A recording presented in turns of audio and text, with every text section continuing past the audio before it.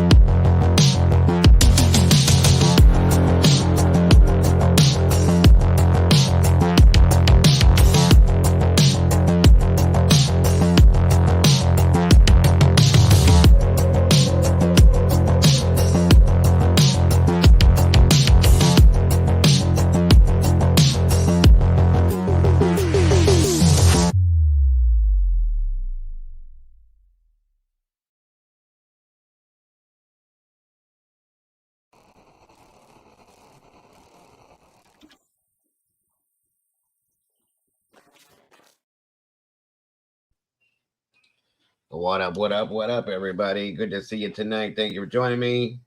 Welcome back. I hope everybody's having a great night tonight. I hope you all had a great day today. And here we are. And like the title states, it is a completely wide open discussion and, of course, panel. So that's what we doing. Come on in, grab a chair, get comfortable. Excuse me. Make yourself at home. We're going to be here for a while. So very much.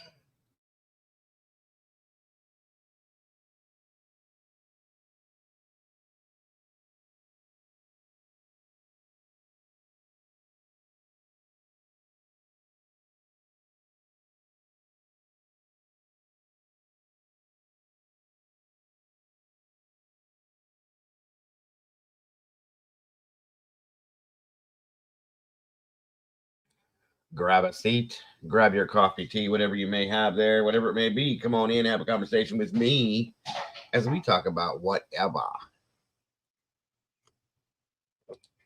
Let's see who we have joining us tonight on this freezing cold hump day, Wednesday night.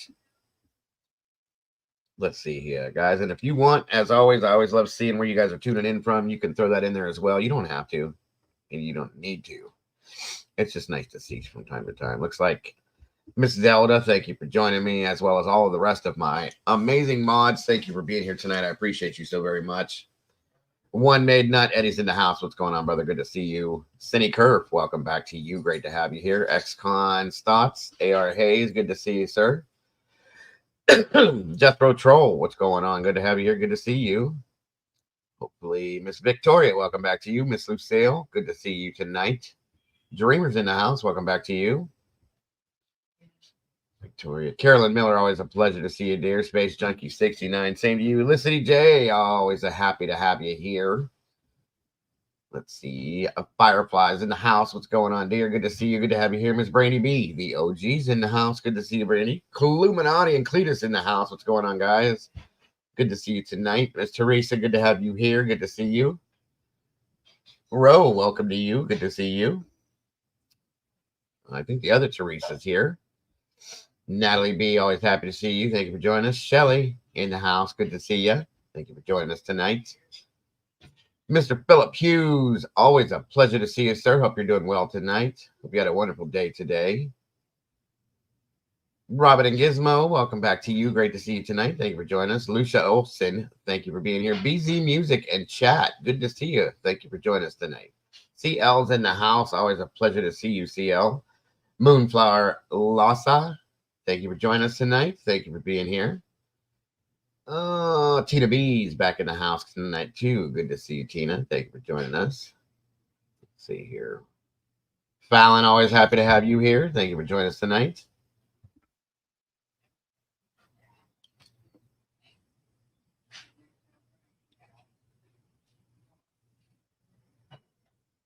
Let's see here. Canadian Cat Lady, good to see you as well. Everybody's commenting on that picture. Illuminati made that for me, so I figured I'd throw it up there. Something different.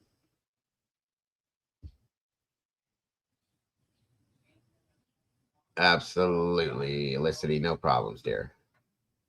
I just saw your comment next door, so I understand. Chad Button, good to see you tonight. Thank you for joining us. Yeah, I'll definitely put that. Lucy's mom, welcome back to you. And Stitch, is great to see you. Thank you for joining us. Groot, what's going on? The Borg, welcome back to you. Great to have you here tonight. Kaleida Hope, welcome back. Great to have you. Great to see you. We got 89 people and 45 likes. You already know what I'm going to say, guys. Please, if we will, welcome Lisa Wilson. Let's please, can we make that match? I have to be smarter than the volume button on my phone. Come on in, guys. Thank you, Miss Zelda. I appreciate that very much. If you have not done this yet, guys, please like, subscribe, share this out, hit that notification bell so you don't miss a thing with us here, guys. I would greatly appreciate that so very much. Let me see something here. I do not like this. It looks fake. You guys should see my blemishes. Does this work? That works. Okay. True Crime Times in the house. Neil Homestead, welcome back to you. Good to see you tonight. Thanks for joining us.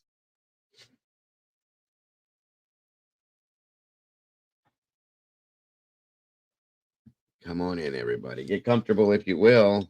It's great to see you guys today. I spoke to her today, Victoria. She's doing well. That she is.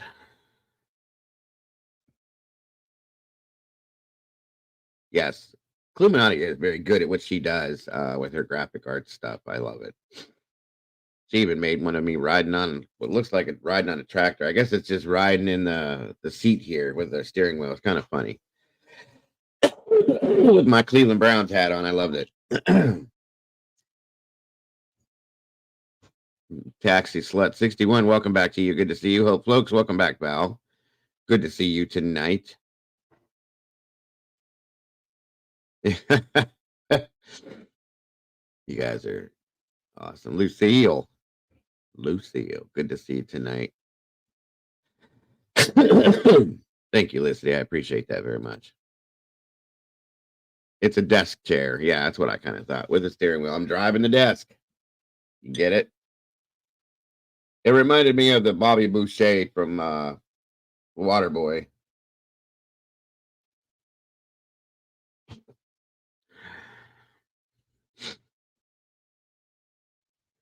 So tonight, you guys, is kind of a see all, be all, whatever type thing. I had multiple things I wanted to talk about today, and you can't. Sometimes it's hard to just pick one. I was talking to Clue and Cletus earlier today, and it's like I said, you can't pick one all the time. You want to talk about a little bit of this, a little bit of that, a little bit of so. Like, what the hell? We'll talk about it all. It's the devil, Bobby Boucher. Post woke world, welcome. Good to see you. Dover, Ohio. That's not far from here.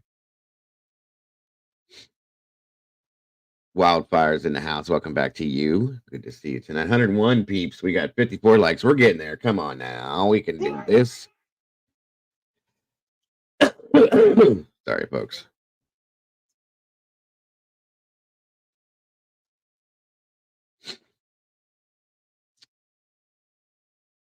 Come on down, everybody. Of course, there are some things with the okay, taxi, I got you. I'm not far from there either. There are some things that dropped with the I started calling them the Kansas City 3. I did get a little bit of news on Donna I's case as well. A very little bit.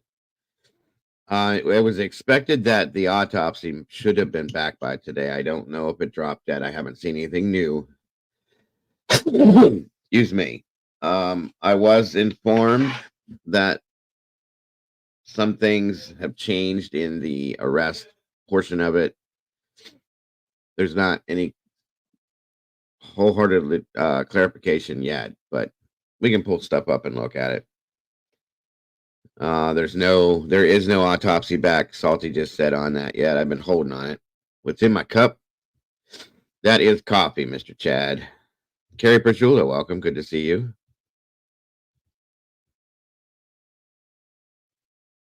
Thank you. Let's see. Karma Police is in the house. Let's behave, folks. Good to have you here. Thank you, Salty. Yeah, I was going to go back and check again. I looked earlier today and there was nothing yet. From what my understanding, like I said, I can't clarify that. The understanding was that some of the vitamin charges were dropped down lower that were put on initially. So I don't know, guys. I've been kind of holding out on Donna's case till I get it all together. That way I can just bring it to you at one time. You know what I'm saying? And that way it's clarified. I don't want to give any false info on that. If I can, thank you again. And then on the Kansas City 3, once again, different stories are floating around. Everything's changing. Every day something changes. I just read an article that Karen Reed's phone was seized as part of the special prosecutor's investigation, separate investigation in regards to the witness intimidation. That's right. I read that too. We must have read the same thing, CL. Pretty interesting.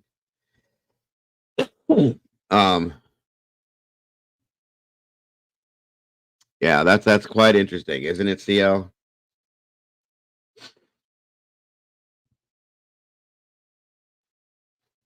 There we go. That's right, Wildfire. Let's get those matches up there, those likes up to match the viewers here if we can. There was another scenario that happened today. I was going to bring up. I'm not going to go deep into it at this point because I don't know what's going on yet. But there's a desert area. Mr. Eddie threw that info at me, and then I went and checked it out.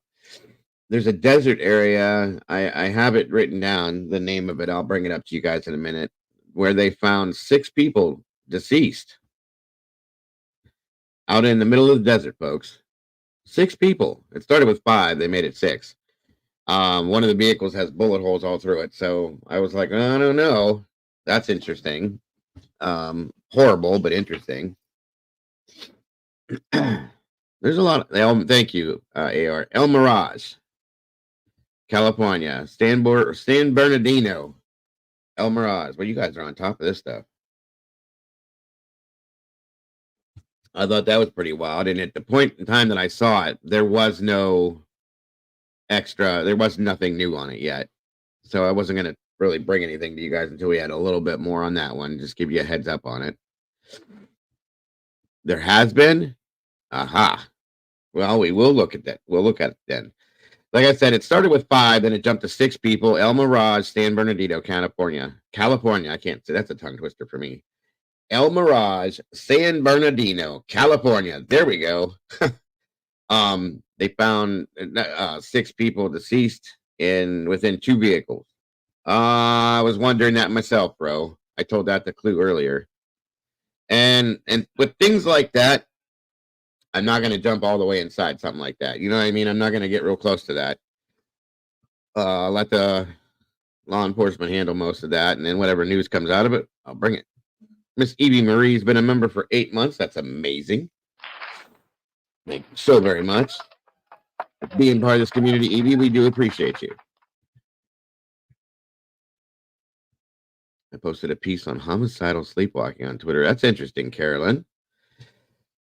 I'm just trying to do a sweep, guys, of all these different things. There's a big case that I was talking to Salty Sleuth about.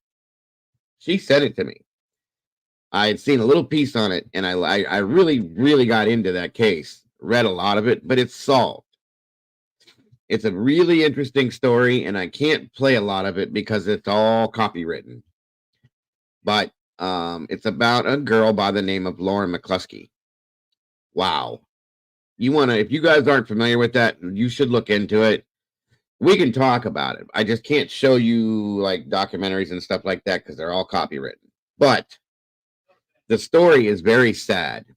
Everybody that is anybody that could have failed this girl, failed her all the way around, guys. 360 degrees. This girl was failed by everybody and anybody. It's sad. Very sad. She went to everybody she could to get help. It was a stalking scenario. Nothing. Not a damn thing. It's really, really interesting, though, the way this all went down. She's from Pullman, Washington. And it's just a failure of the system. 100%. And it's bad. Very sad. So, like I said, we can talk about it here and there. What do you think of a karambit tiger claw also used being Carrie, that got brought up a long time ago. When we were doing weaponry, I did a couple shows on weapons. We talked about that at one point, months and months ago. It's a good theory. Welcome, Karma Libra. The name in that case was Lauren McCluskey. I'll show you guys, but like I said, I can't run. ESPN did a doc on it, and it was great. It was. A couple other people did some on it, and they were great too, but they're copywritten, so I can't do nothing. I can go piece it and go over. It's going to take me a while to put anything together myself, but I could. But it's definitely an interesting story. Very sad, though. Very, very sad. Yes, exactly, Salty. Yes. Very interesting, and it shows the way that big institutions react. And again, it was through a college, University of Utah. And it just, this poor girl, she was very talented athlete, and she was failed every direction she turned. They failed her. It's sad. It made me sick, part of it. It really was. Yes, very sad, Victoria. I agree. Sorry, guys. I'm a little congested. I'll put it together. I live for, yeah, it's a good one, Clue. It really is. I just was sitting here with my jaw on the floor the whole time. Salty said, check this out. This is a really interesting story. How can you cover something like this or docs and stuff? I said, nah, it just depends on what it is. Even if you do a commentation on it while you're watching it to review it, it's still, they will mess with you in a bad way. But thank you, Liz. So when I tried it out, I already saw issues with it. But yeah, this here, let me show you.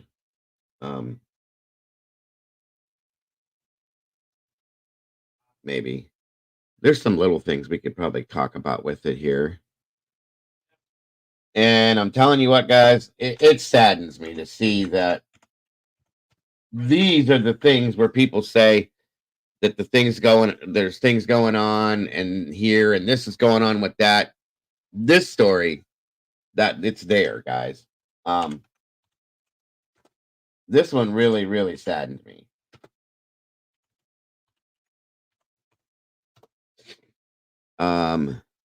Oh, same here. Salty. My wife and I are addicted to the ID channel. Oh, that's another one I wanted to look at too, Chad. That's right. Are you interested or anyone in the missing hunt? Yeah. That was the other one. I got lost within everything I was doing. If you can, did you email me that info, Chad, or did Becky? One of the two of you did. McCluskey, Carolyn McCluskey. Let me see something here. Here, I'll give you guys the Fox News thing on it to see at least that, and then we can talk about it after that a little bit. The missing hog driver, yeah. Did you send that email? I am interested. Yeah, that one was actually pretty interesting. I read pieces of it just a little bit, and so I think we're going to be covering that one for sure. Where's it at? Here it is. Oh, wait a minute.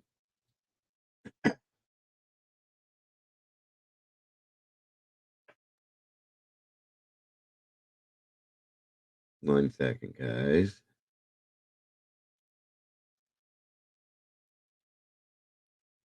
And something else I found today, too. I was just looking through stuff. What's up, Paladin? What's up, Popper? This debt in the third. Good to see you, brother. Jack D. Thank you for joining us. Jack, Jordan does have the absolute worst attorney I've ever seen in my life. That's a fact, Jack D.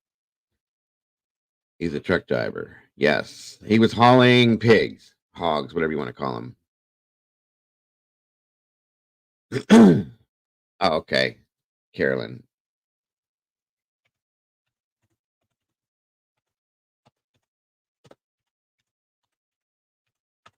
Boom. There's her name. Justice Inframed. Good to see you. There you go. Carolyn. Let me see if I can give you guys just something. Yeah, this was the 3rd anniversary memorial type thing. I'll let you guys see this here real quick. It'll give you guys a little insight.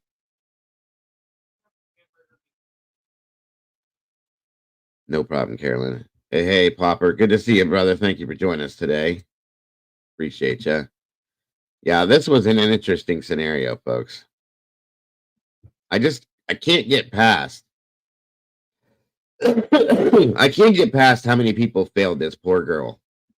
And the things that I found on the outside of this, there's a police officer that was also reprimanded because of having photographs from the case.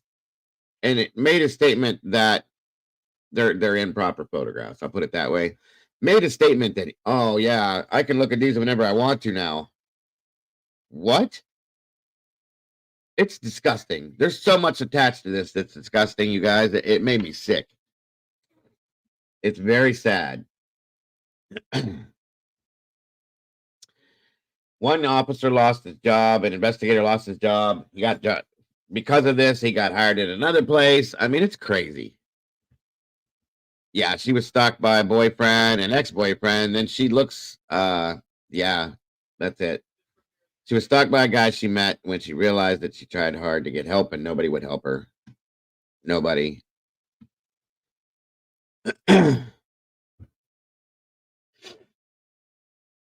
There's probably possibly more too, Victoria. Yeah, the officer that didn't take her seriously. And again, now she's no longer with us. And she could this whole thing, you guys, could have been completely 100% prevented. Yes, Carolyn. All right, guys. Open up your ears to this one. This should give you guys like a little insight into it. It's not going to give you the whole thing, but this was on the 3-year anniversary of what happened. So here we go. Anniversary of University of Utah student athlete Lauren McCluskey's murder. And tonight, the foundation that bears her name has launched a nationwide initiative to stop dating violence and stalking.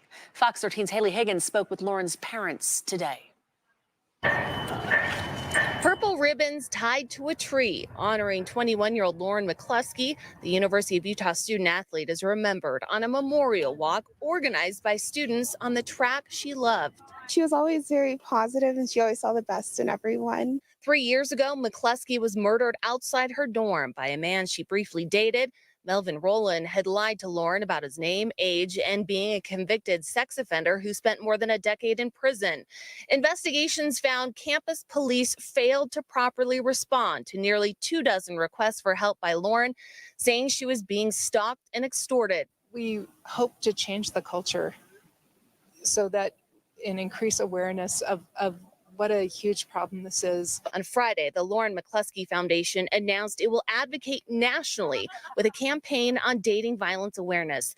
They will also create a best practices blueprint for colleges and universities across the country and then score the schools based on their efforts. It helps us. It helps that we are trying to do good out of something that was horrible.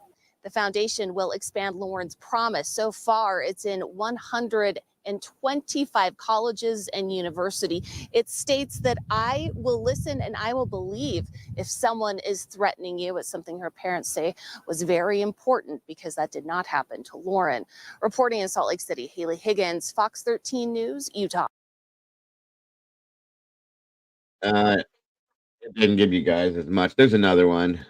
I wish I could just cover the whole documentary. It's crazy. I'm gonna tell you guys to go check it out. It's an ESPN documentary. I didn't even know ESPN did docs like this, but they do. All right, so we'll go back to that one. I'm gonna give you guys an update on the Kansas City 3. Anything new? I got an update from 6 hours ago. Fox. So we'll look at that real quick. And then we'll talk about it a little bit. This case, yeah, exactly, Carolyn. The 6 missing in Missouri linked to a criminal who is the leader of some cult. I did hear about that, Licity. I haven't looked at it, but I've heard about it. It's pretty interesting. Let's do this here first, because this is the hottest thing right now. Everybody's asking about this.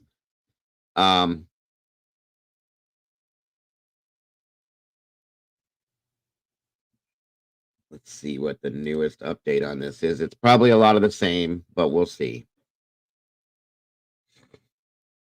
Thanks for joining us here on Live Now from Fox. Continuing on with more of today's top stories and headlines. And one of these stories is a very confusing one that has people questioning a lot of the details surrounding the investigation. And it has to do with the investigation and the deaths of 3 Chiefs fans who were found dead in their friend's backyard.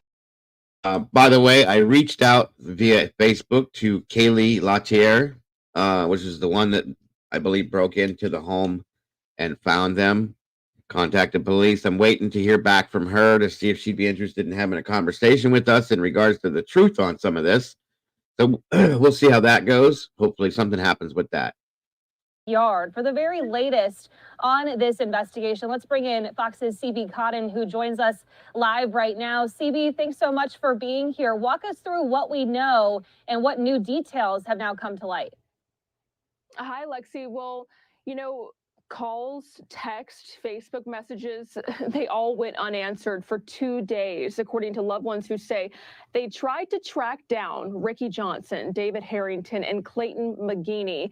These 3 friends had all been hanging out with Jordan Willis at his home on the night of January 7th. Willis's attorney says his client saw his friends leave through the front door before going to bed. But get this, Lexi, for the next 2 days, Willis never noticed anything was wrong. I spoke with Willis's attorney, who says these were his buddies, some close friends, and he says that if Willis, his client, had saw them outside, he would have, of course, ran to help.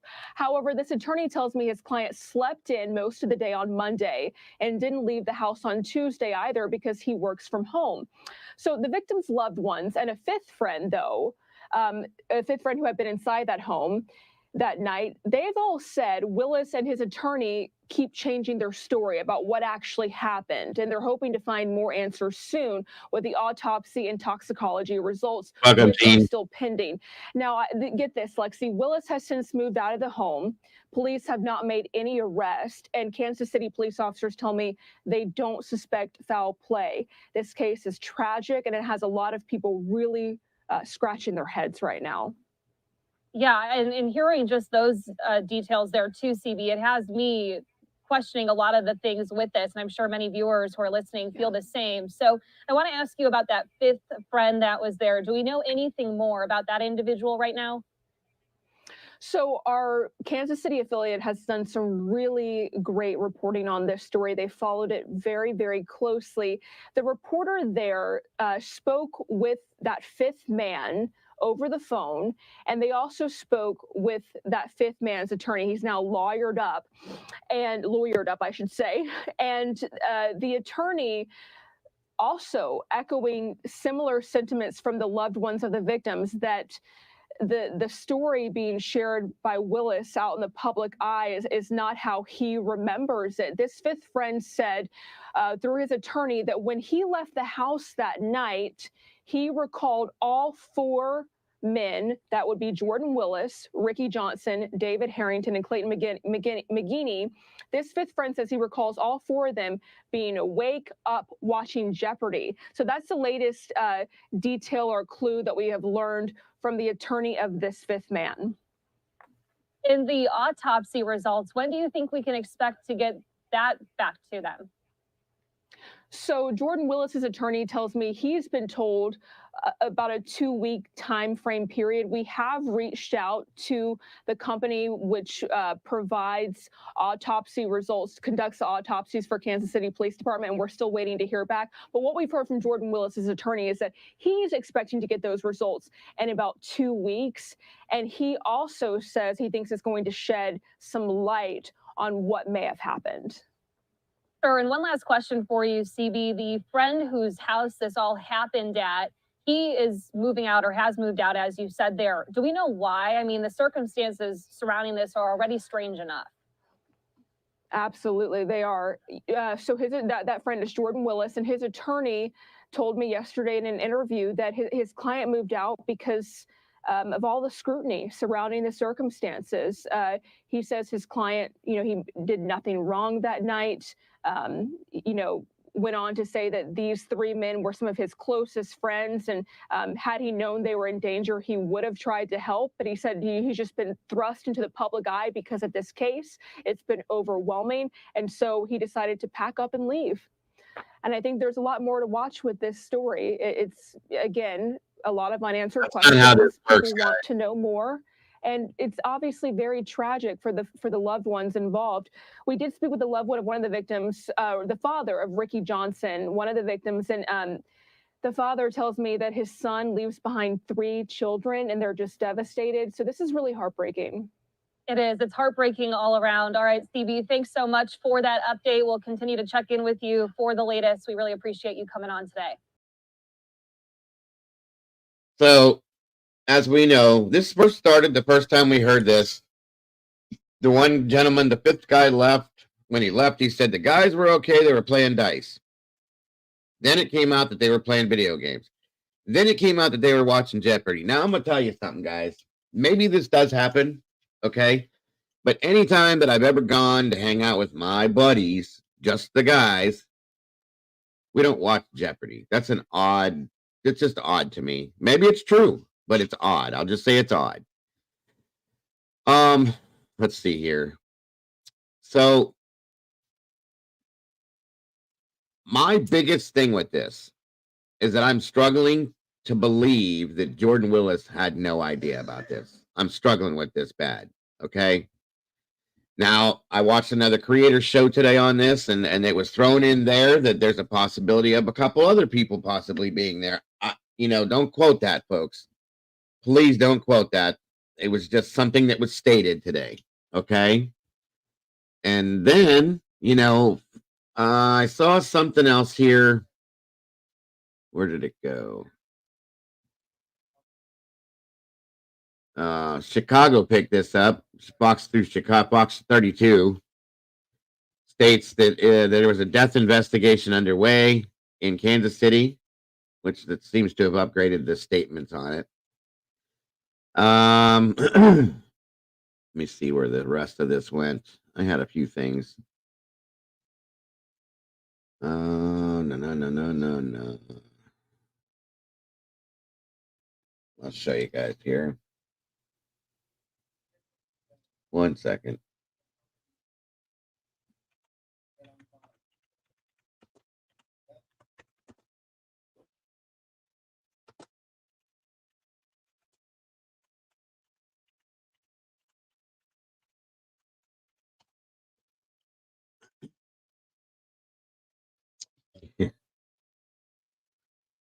Where are we at here?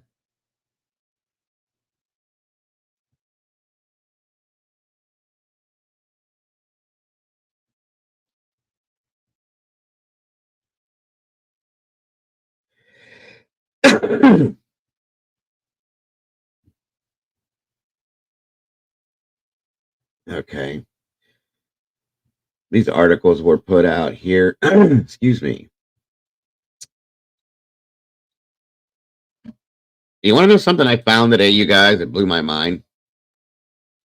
As I was researching, I actually told Clue this earlier today, too. I was looking through, researching, doing my thing, finding different, pieces of info on stories and stuff. And do you know how many teachers? I couldn't believe this. How many teachers I have found today, and it's mostly female teachers having relations with male students.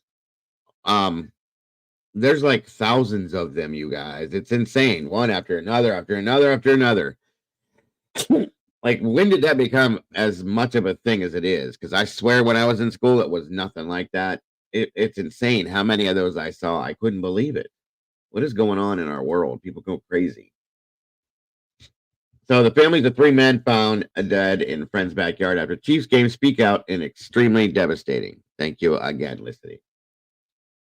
The families of 3 men whose bodies were found January 9th in a friend's backyard in Kansas City, Missouri are alarmed about what happened to their loved ones. Some of this stuff I've read to you guys, so let me scan through this.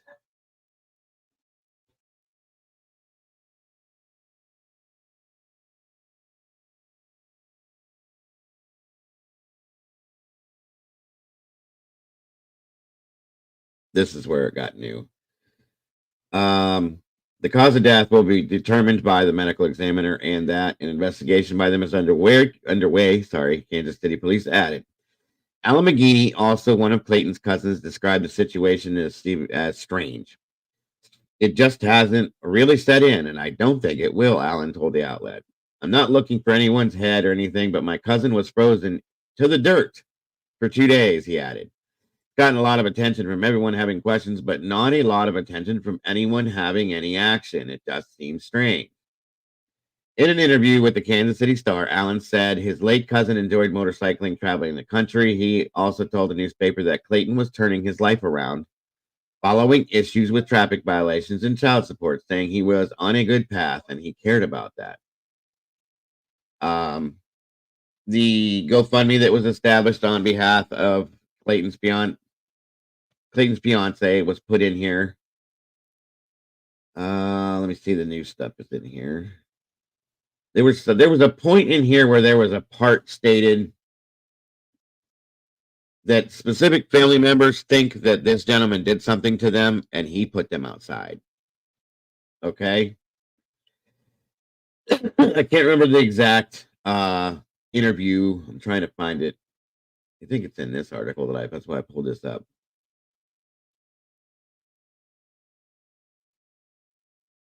And again, yes, that's what's taken time, by the way, guys, because the bodies had to thaw out because they were froze solid before they could do the autopsy. Okay, so back again. Here's the story now again. Willis saw the men. The last time Willis saw the men was when they left his house, and he went to bed. According to the attorney, his client was unaware that the friends and family were trying to find the men prior to being contacted by the police. Paserno acknowledged WDAF's report that a 5th man was in the house that night, but said he left maybe an hour or two before the other three, adding that Jordan is not exactly sure of that time period. However, WDAF reported that Paserno has since said that Willis went to sleep before the three men left. This is where this keeps changing, okay? When he would have people at his house, yes, sometimes as people get tired, there are people that are very close to you and you feel comfortable going to bed and allowing them to leave when they want to leave, Paserno said. People has contacted Paserno to clarify the timeline.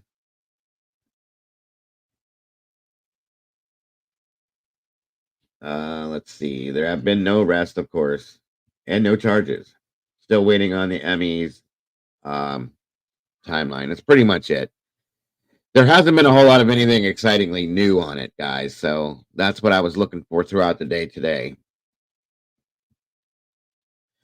I don't believe they were removed from the home after passing their dead weight. There's no way a person. See, that's what I was thinking too, April. It's a good point. And a couple of these guys were pretty big. I can't see somebody taking them out after that by themselves. Now, a couple people, maybe. I'm not saying that I feel like Jordan did anything specifically, but I do feel like Jordan knows what happened. I'm sorry. That's something I can't shake. I do feel like he knows what happened. The thing I can't put together is exactly why he didn't report it, why he didn't answer his phone for the family. Well, I get why he didn't answer the phone, because he knew he was in trouble for some reason. Both of these men have stayed out of the limelight, and they both got attorneys. So that tells me that they feel like for some reason, they're going to get blamed for something. Okay. So that's why I feel like they both know what's going on with this.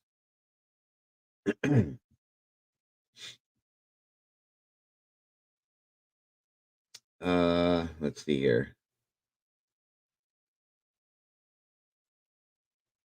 Trying to see if there was any more updates on what I had.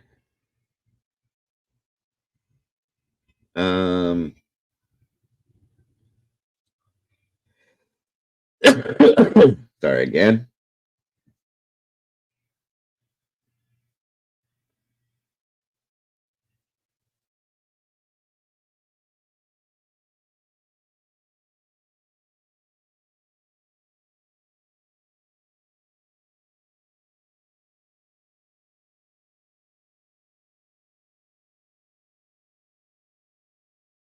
And also, of course, Jordan Willis took down all of his social media accounts. There's no way to get anything off of them now.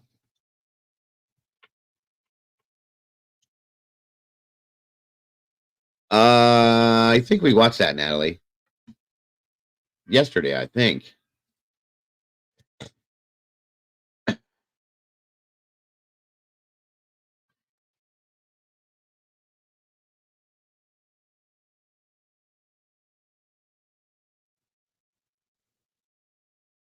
At the very least, I don't think anything suspicious happened, but it was going to either be undetermined or they ingested something. It's a good point, Victoria. I don't think this. I don't either. I don't think there was anything nefarious done personally. I think whatever did happen, though, that Jordan and even possibly the fifth person knows, okay, and we're just afraid to come forward. I have my theory on what happened, and I have to just wait until the tox screen and the autopsy come back to verify what I feel it is. And I may be wrong. You never know. Let me see here.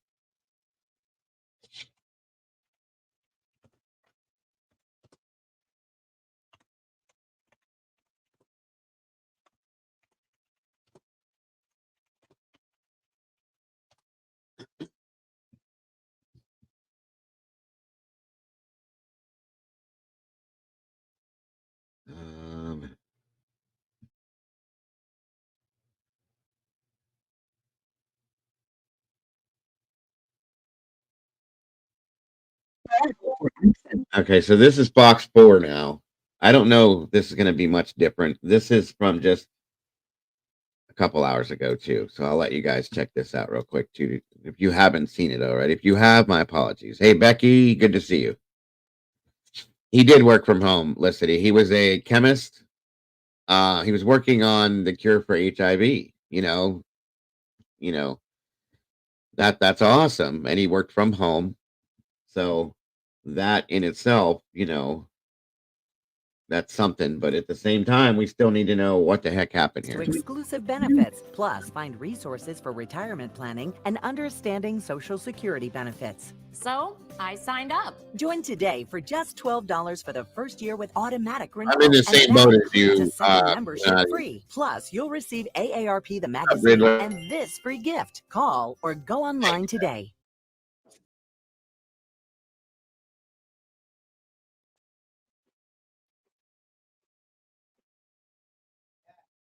Sorry about that, guys.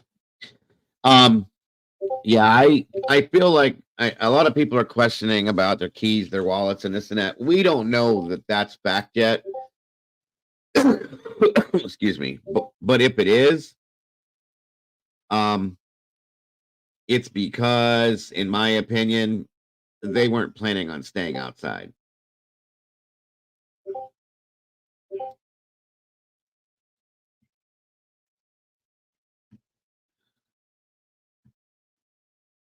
Sorry, I had to fix the if that was being done on purpose. You're funny, haha. But yeah, it was. You guys are such comedians. Anyway, I had to fix that. I forgot again. So anyway, that is Sergeant Friday, Hope Floats. But yeah, I if their keys and their wallets, it comes out that they were left in the home. I feel that they were planning on coming back inside. That's my opinion. Let's see here.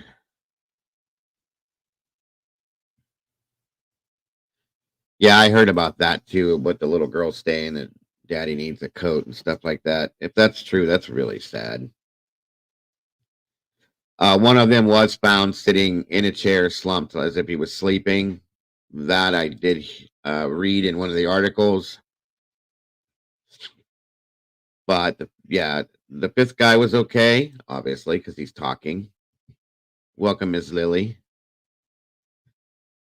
So there's a lot, guys. There's a lot of questions. And again, we can talk about this every day. Of course, there has been new things coming out daily now. It's slowed down a little bit today. But the excuse me. What do you call it? Autopsy and toxicology is going to give us, I think, all the answers that we have to the questions we're asking, in my opinion. Let me see here. I wanted to show you guys.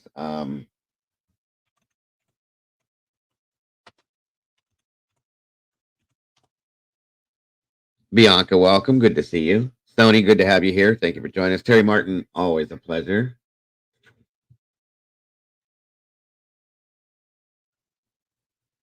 Let's see here.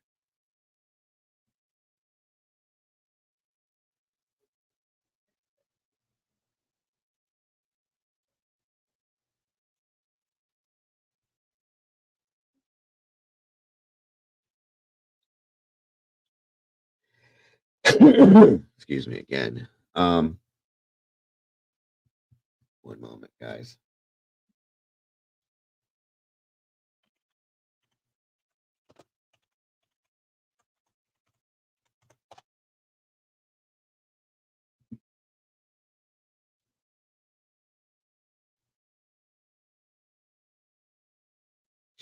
No, that's not it. Where did it go?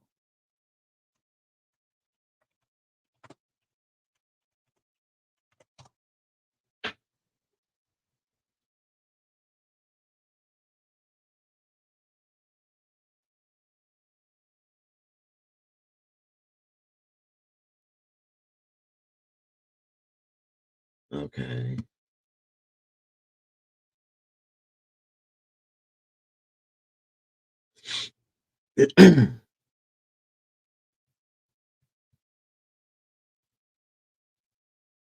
Trying to find something.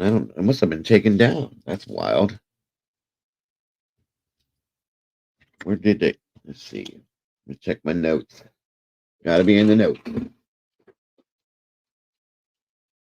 All right.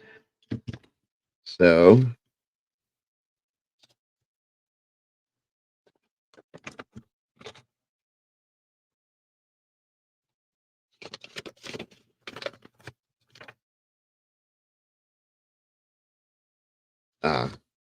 Let me try this one.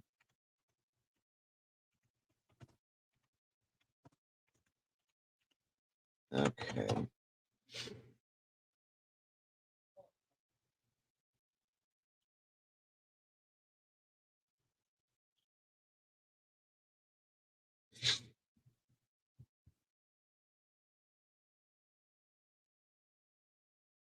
No, everything's quiet there now. I wonder.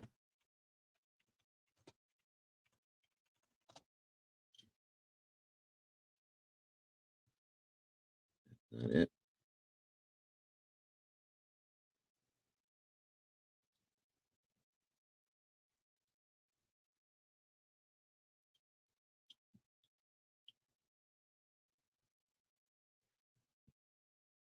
Okay.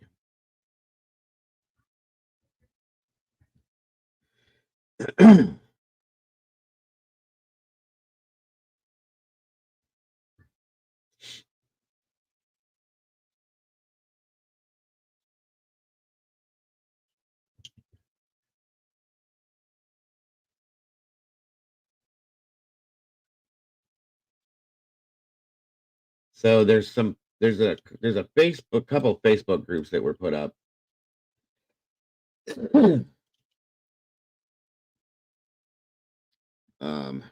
This is one of the statements from one of them. Okay, so however, family, friends believe circumstances around how these men died don't add up. I'm furious. Everybody's furious. Jennifer Marquez, the mother of one of the victims, said nobody believes this story. None of his friends, none of the families, none of us believe it. Marquez said her 37-year-old son, David Harrington, went to a friend's house to watch, but never came home, right? And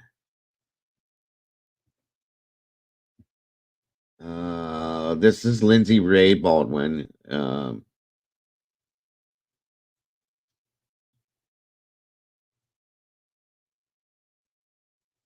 So there was a statement I had found in here earlier. Wanted to show you guys.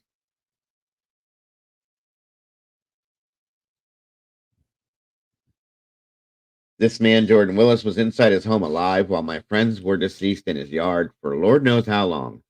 They were all hanging out since after the game Sunday. He knew people were looking for them. And that's another thing I have problems with, guys. I'm sorry. The phone messages and text messages were seen as being as read. They had been read. So if you read those messages, you look out front, you know their cars are there. You don't walk around the house and look and don't see them. This is why I feel like the guy knew. I think he knew. I think he knew and either panicked or just didn't know what to do. That's my thought, you guys.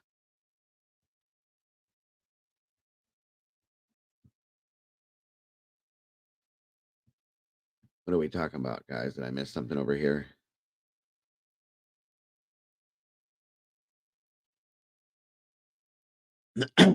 Right. Don't dive. Thank you for joining us. The Raging Cajuns in the house. That's a good question. It's a good point, and I think they should have to.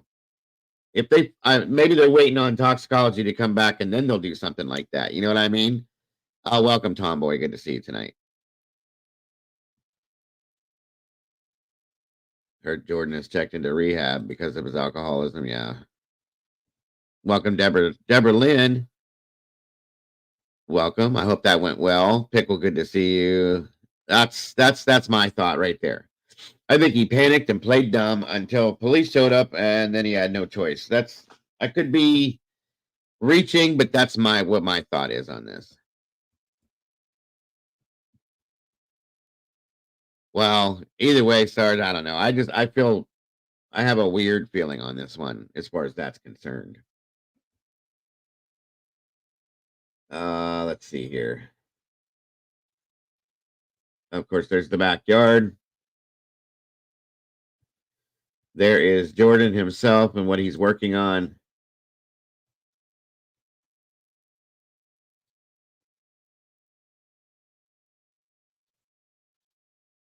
All right, let me see. So there was, I can't find that specific comment on this. This is Jordan here. So in this picture here, I'm guessing that Jordan is the one taking the picture. Okay, so here's the thing. Because that's not him, right? These are two different people. And this other guy is the fifth guy that's off to the left here. 1, 2, 3, 4, 5. And then he would be taking the picture, I'm guessing. So this guy.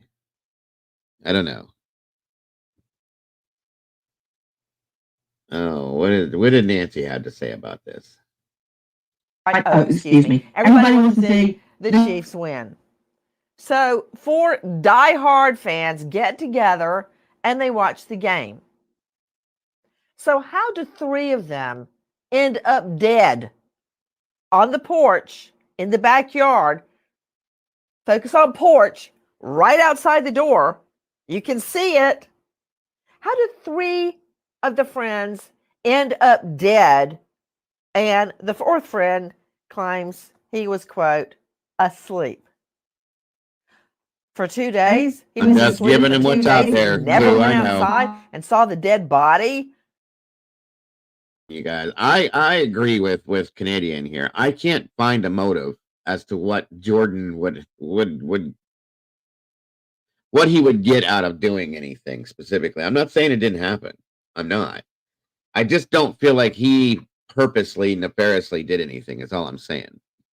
I'm just curious what Nancy has had to say about it. That's why we're watching it. I'm not a fan of hers. You guys know that, but you know she's covering it. We'll see what she says.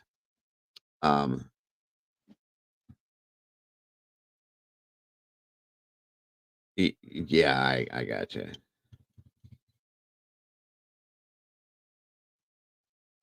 Okay. I'm Nancy Grace. This is Crime Stories. Thanks for being with us here at Crime Stories and on Sirius XM 111. What do we know? Listen. On January 8, friends and family of David Harrington, Ricky Johnson, and Clayton McGinney are concerned about their friends. The last they knew is they were headed to Jordan Willis' house to watch the game. But now none of the guys, including Jordan Willis, are replying to messages on social media or by phone. Okay, right there. January 8, it's cold. They are partying at Jordan's home, Jordan Willis, the homeowner. They're watching the Chiefs, and the next thing you know, 3 are dead, and 1 claims he's been asleep for days. With me, an all-star panel. But first, I want to go to the woman who has been breaking news about this story from the get-go. It's Jen Smith, and she is joining us from dailymail.com. Jen, that's where I first found out about this, and it really just hit me in the face. This guy, Jordan Willis, I mean, he's no idiot. It's about the dogs being at the dad's house when the 3 friends are found dead in the backyard and on the porch. He's got to testify if called. Oh, absolutely. He's got to testify. And, you know, he can be subpoenaed in front of a grand jury. He doesn't have to talk to investigators when they come to his house, but they can most certainly down the road, if it becomes necessary, subpoena him to a grand jury. And then he will be forced to testify unless he himself were to take the Fifth Amendment. Now, you know, Shelnut, I never discuss politics because I don't want crime and crime. All right, guys, I can't do it. Sorry, I can't. I'm sorry, I can't do it. I just wanted to see what this guy had to say, but I can't handle. I've never been a fan of Nancy, and I just can't handle the things the way she approaches stories. So my apologies, guys. And no offense if anybody does like her. I just can't do it. I'm so sorry.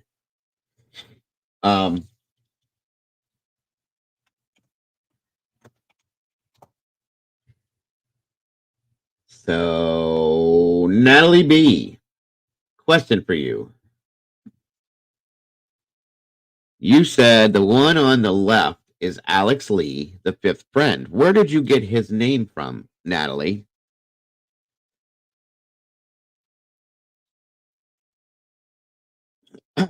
That's the first time I've heard an actual full name on this. I agree, April. Yeah, anybody that likes Nancy, I'm sorry, guys, and don't be offended. I just can't handle her. I was just trying to give you guys everything I can find on it, but she makes me want to scratch my own eyeballs out. Sorry.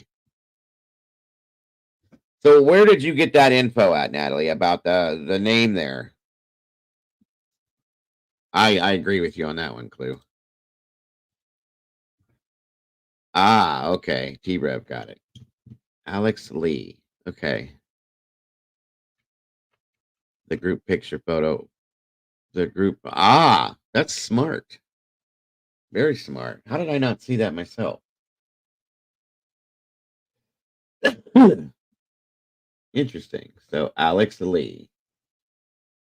And I'm sure all his social media stuff is down too.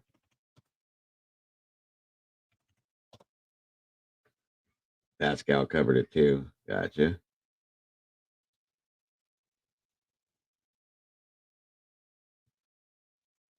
Well, at least we know that now. Thank you for that, Natalie. Let's see something here.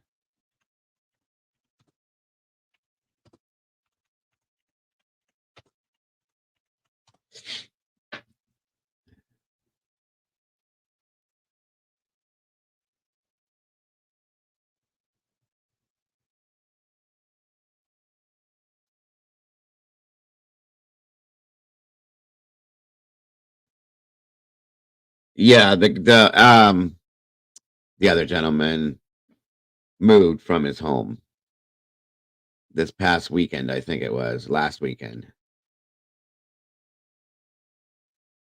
So, I mean, unfortunately, guys, we don't have much more on any of that. But I will keep feeding it to you guys as fast as I can get it. That's a fact. Now, I do want to show you guys this. And I want to thank you, Eddie, because as soon as you sent it, I saw it and was like, whoa. So, let's see here.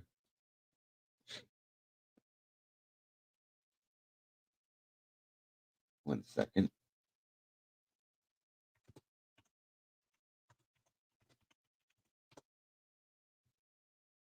Okay.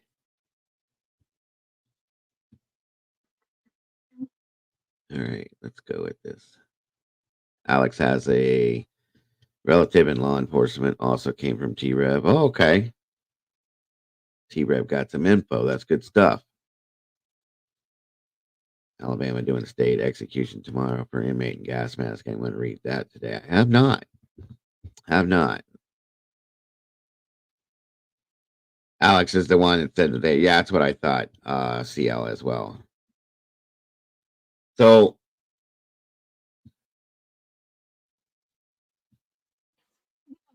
all right, guys, let me show you this. And again, I'll give you guys what I can give on this too.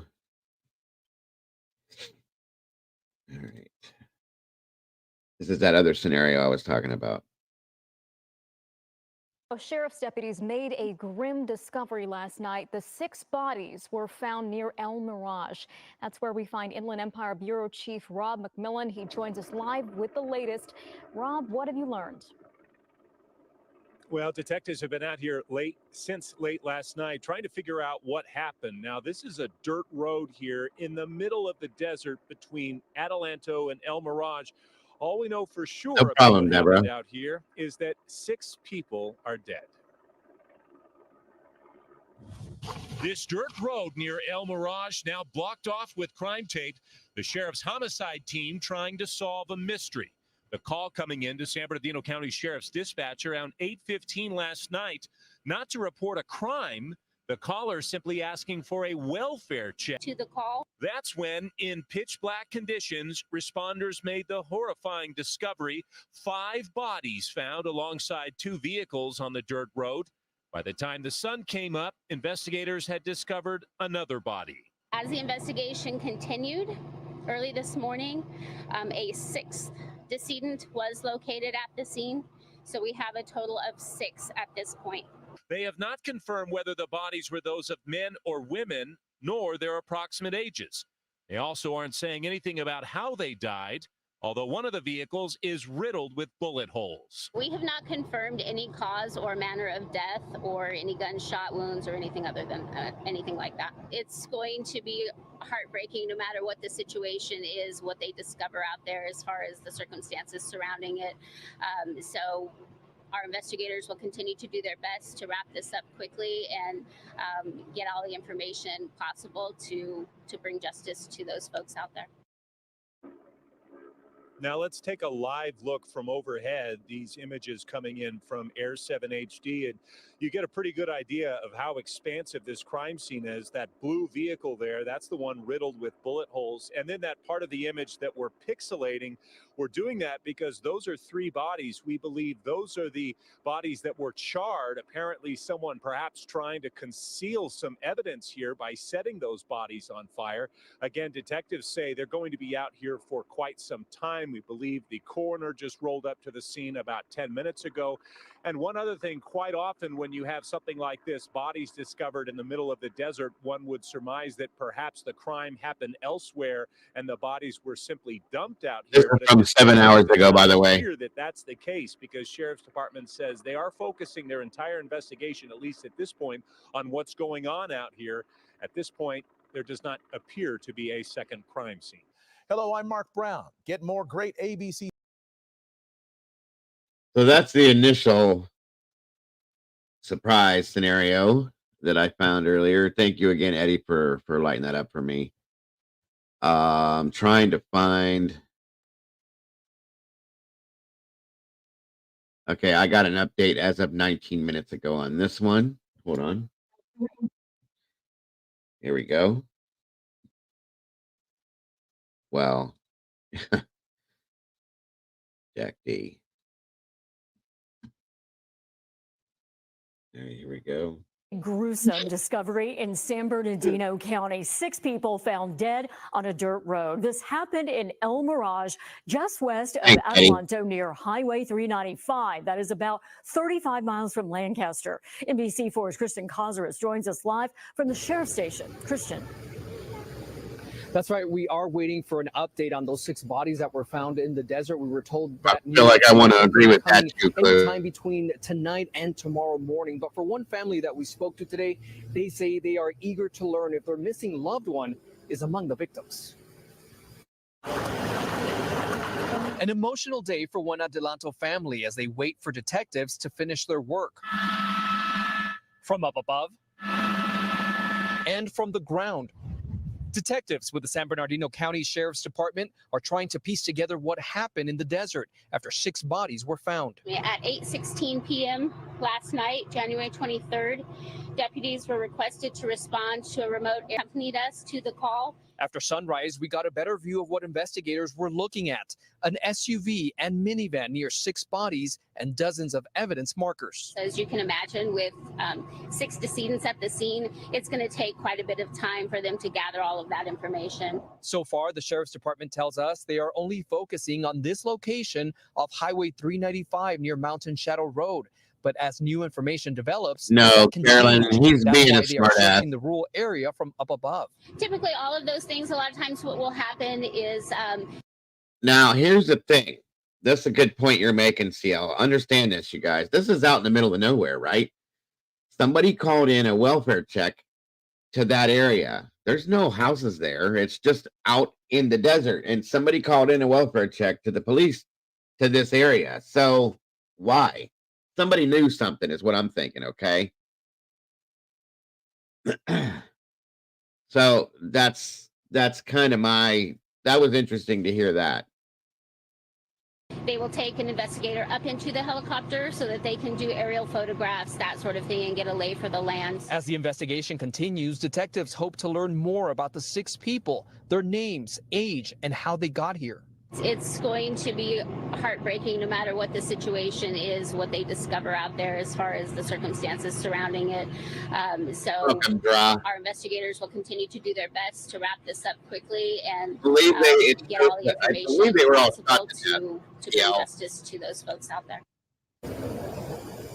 And the family that we spoke to today said they left without getting any information because they said that authorities told them that the people found dead had not been identified. So again, a lot of moving pieces here, but we hope to learn more information during the next update, which includes hopefully the ID of these 6 bodies, these 6 people, and the cause of death. Christian Cáceres, NBC.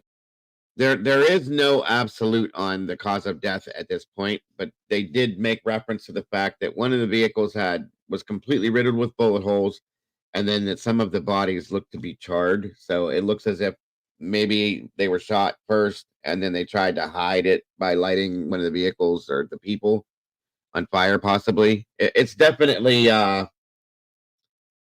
it's kind of got a trail marker that is very familiar in some senses, if you know what I'm saying. C4 News. So let me check what Eddie sent me. It's pretty wild, though, folks. And like I said, I'm not, unless something comes out that's completely different, I'm not going to get deep into that one, folks. Only because, if it's what I think it is, I don't want to.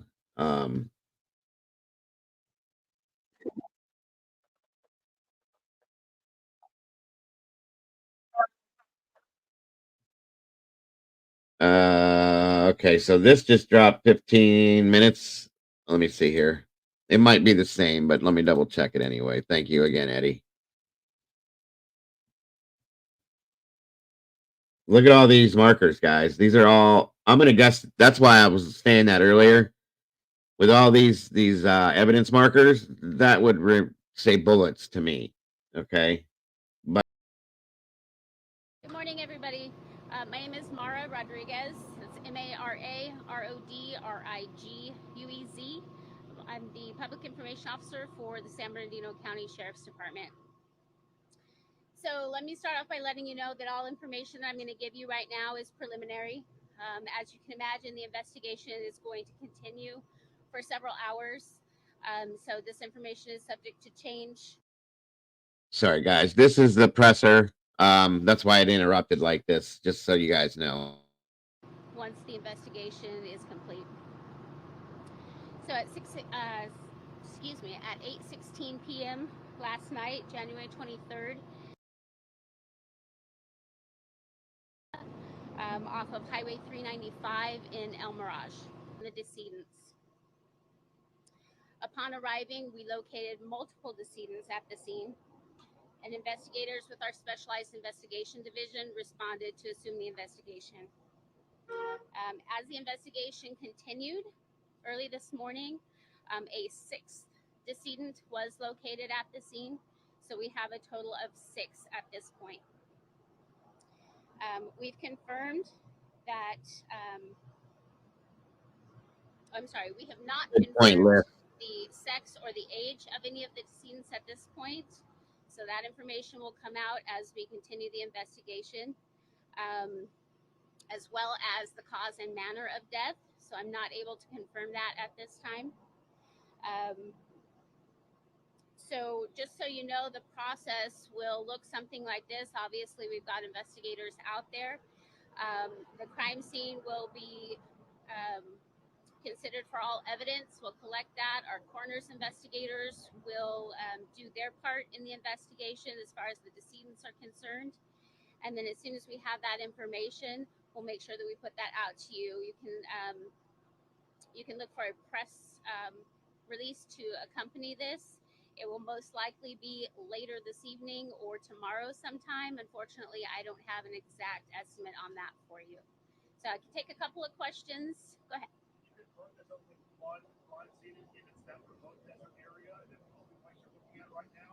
As of right now, that is the only location that we are looking at. Mhm.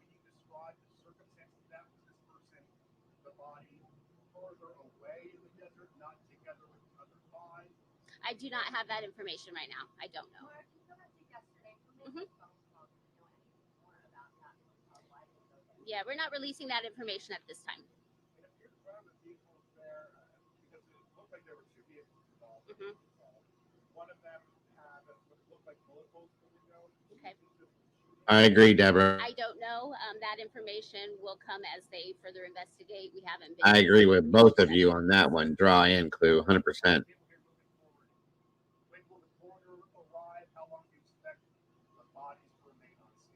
It'll be several hours still before we're ready for anybody to be removed from the scene.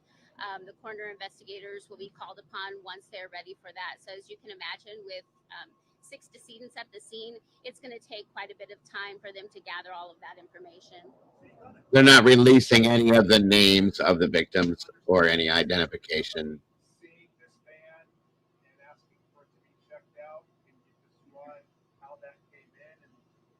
Yeah, again, right now we're not releasing that information as they're still processing the scene and trying to take in all of the evidence out there, but that'll be information that hopefully we'll be able to share with you at a later date.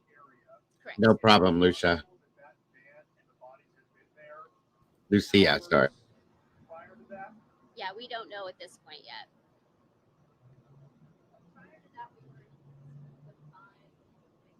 Right. Welcome, Shelley. Thank you for joining us tonight. Yeah, we have not confirmed any cause or manner of death or any gunshot wounds or anything other than anything like that. Is this area Mhm. known for this type of activity? Have you responded to that remote area before for something similar? Not to my knowledge, no. We've seen the sheriff's helicopter drive around this morning. Is that like evidence? Is that survey the field? Typically, all of those things, a lot of times what will happen is they will take an investigator up into the helicopter so that they can do aerial photographs, that sort of thing, and get a lay for the land. So it's all part of the investigation.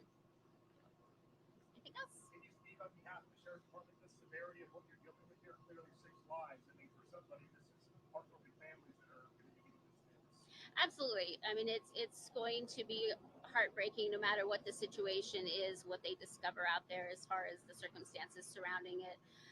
So our investigators will continue to do their best to wrap this up quickly and get all the information possible to bring justice to those folks out there. And it was mentioned that this is a homicide investigation. Can you speak to the fact that when most recently you had 6 victims of a homicide in the county? To be honest with you, I can't recall a time. I mean, if that's been the case, it has been years. Yeah. I'm sorry? I do not know. No. Who made the call? Like, that's a so rural area. Yeah, that's okay. No worries. All right. Thank you guys so much for coming out. We appreciate it. I understand there's not a lot of information yet, but we'll be sure to get that out to you as quickly as we can. We have breaking news that we're following in San Bernardino County. 5 people were found dead on a dirt road in this remote area. It's a remote area in the high. Okay. Well, there is that. Let's see here. Thank you again, Eddie. Okay, yeah, the one from 10 hours ago, it says that they were shot to death. So on the news release. Let's see here.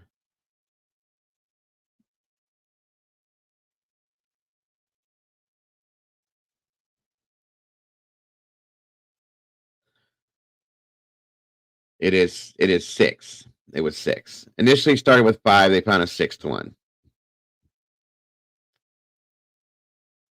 Welcome, Bobby, old dude. Good to see ya.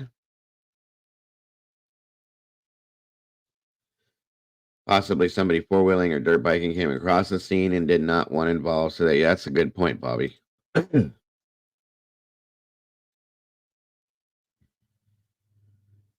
the Archer and Empress Tarot. Welcome. No problem, Joanne.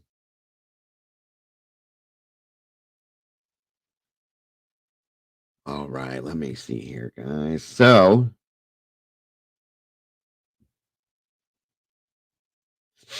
let's see here. Just trying to make sure I have. Oh, that's something I wanted to check was the email. Give me a second, guys.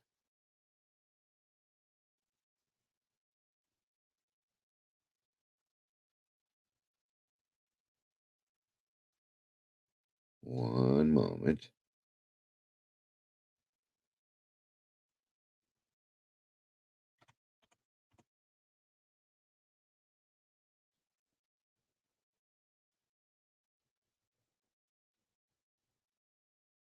Oh, maybe that's not the right one.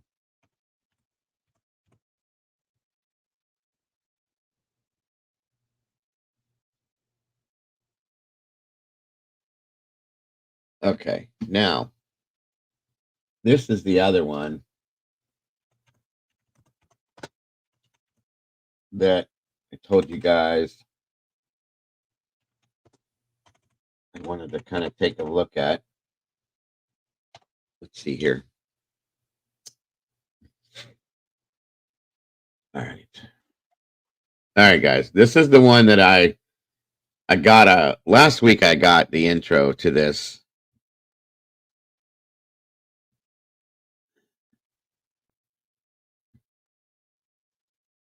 Let's see real quick here. Absolutely, Shelley. I'm not trying to be insensitive, but why don't they use casings to spell out that mess? Oh, yeah. I see what you're saying. All right. So this is the one that was out of Iowa, folks, that Chad and Becky had brought to my attention last week. I didn't get a chance to go because we had a bunch of stuff going on, but here we go. This is pretty wild too. Here we go. One of the two missing men in Sac County is speaking out. One of the two missing men in Sac County is speaking out. Local 5's Megan McPherson sit down with Sarah Schultz, who's holding out hope that her husband David will come home. As volunteers continue to search the area looking for any sign of Schultz, his wife Sarah and children are holding out hope that their beloved husband and father will return home. He would never leave them, much less me. Like, we're his life. You're my wife, you're my life. As another day passes with no sign of David, Not one Halloween, his zoot suit. his family is clinging on to the memories. I want him home. You know, my kids need. Yes, Eddie. My kids need their dad. He's a good man. Nonprofit United Cajun Navy continued their search operations Thursday, with over 20 volunteers combing through nearby areas looking for any sign of Schultz. Thank you. Crews are also keeping an eye out for Mark Reisberg, who has been missing since late October. My heart breaks for them, you know. Nobody deserves to go through this. David has been missing since November 21st. Sarah last heard from him the night before. And he would call if he could, so obviously he can't. The Schultz family is nothing but grateful for the hundreds of people who have offered their help and support during this difficult time. The support's been unbelievable, and people, strangers from every state. Sarah and their twin sons, Isaac and Joseph, looking to the chalkboard message in the center of their home for hope. He wouldn't have left his family like this. He would have never left me like this. It would just break. No, he wouldn't. Reporting in Wall Lake, Megan McPherson, Local 5 News.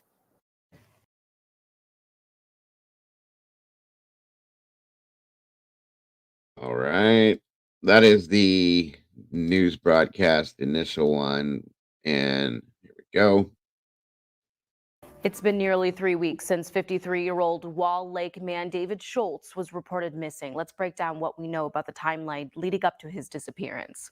David Schultz left around 7 p.m. on November 20th to deliver a shipment of hogs from Eagle Grove to Sac City.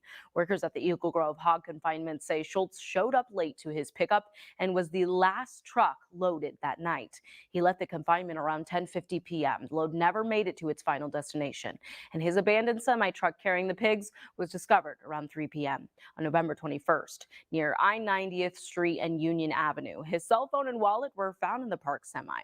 Just an hour before his truck was found, his wife Sarah Schultz reported him missing after nearly 20 hours without contact. The Sac County Sheriff's Office started a release on Saturday, dispelling rumors about his November 21st disappearance. 19 days after 53-year-old Wall Lake man David Schultz was reported missing, the Sac County Sheriff's Office shares how they are disproving tips about his November 21st disappearance. The Iowa Division of Criminal Investigation confirmed via a forensic search of Schultz's phone that he has not legally gone through a U.S. bordering crossing. Sarah Schultz, his wife, told Local 5 in late November she believes he was taken, saying he would never disappear on his own. He would have never left me like this. He would just break. No, he wouldn't. Another tip given to investigators claiming someone named David Schultz had a one-way flight from Minneapolis to Phoenix the day he was reported missing. Iowa DCI, along with the Minneapolis Airport Police and the airline, confirmed it was not the missing man by using video footage of the gate and ticket information. As she and investigators search for answers, Sarah hopes her family will be reunited one day. You know, my kids need their dad. He's a good man. I want my David. He's mine. And someone took him. I know someone took him.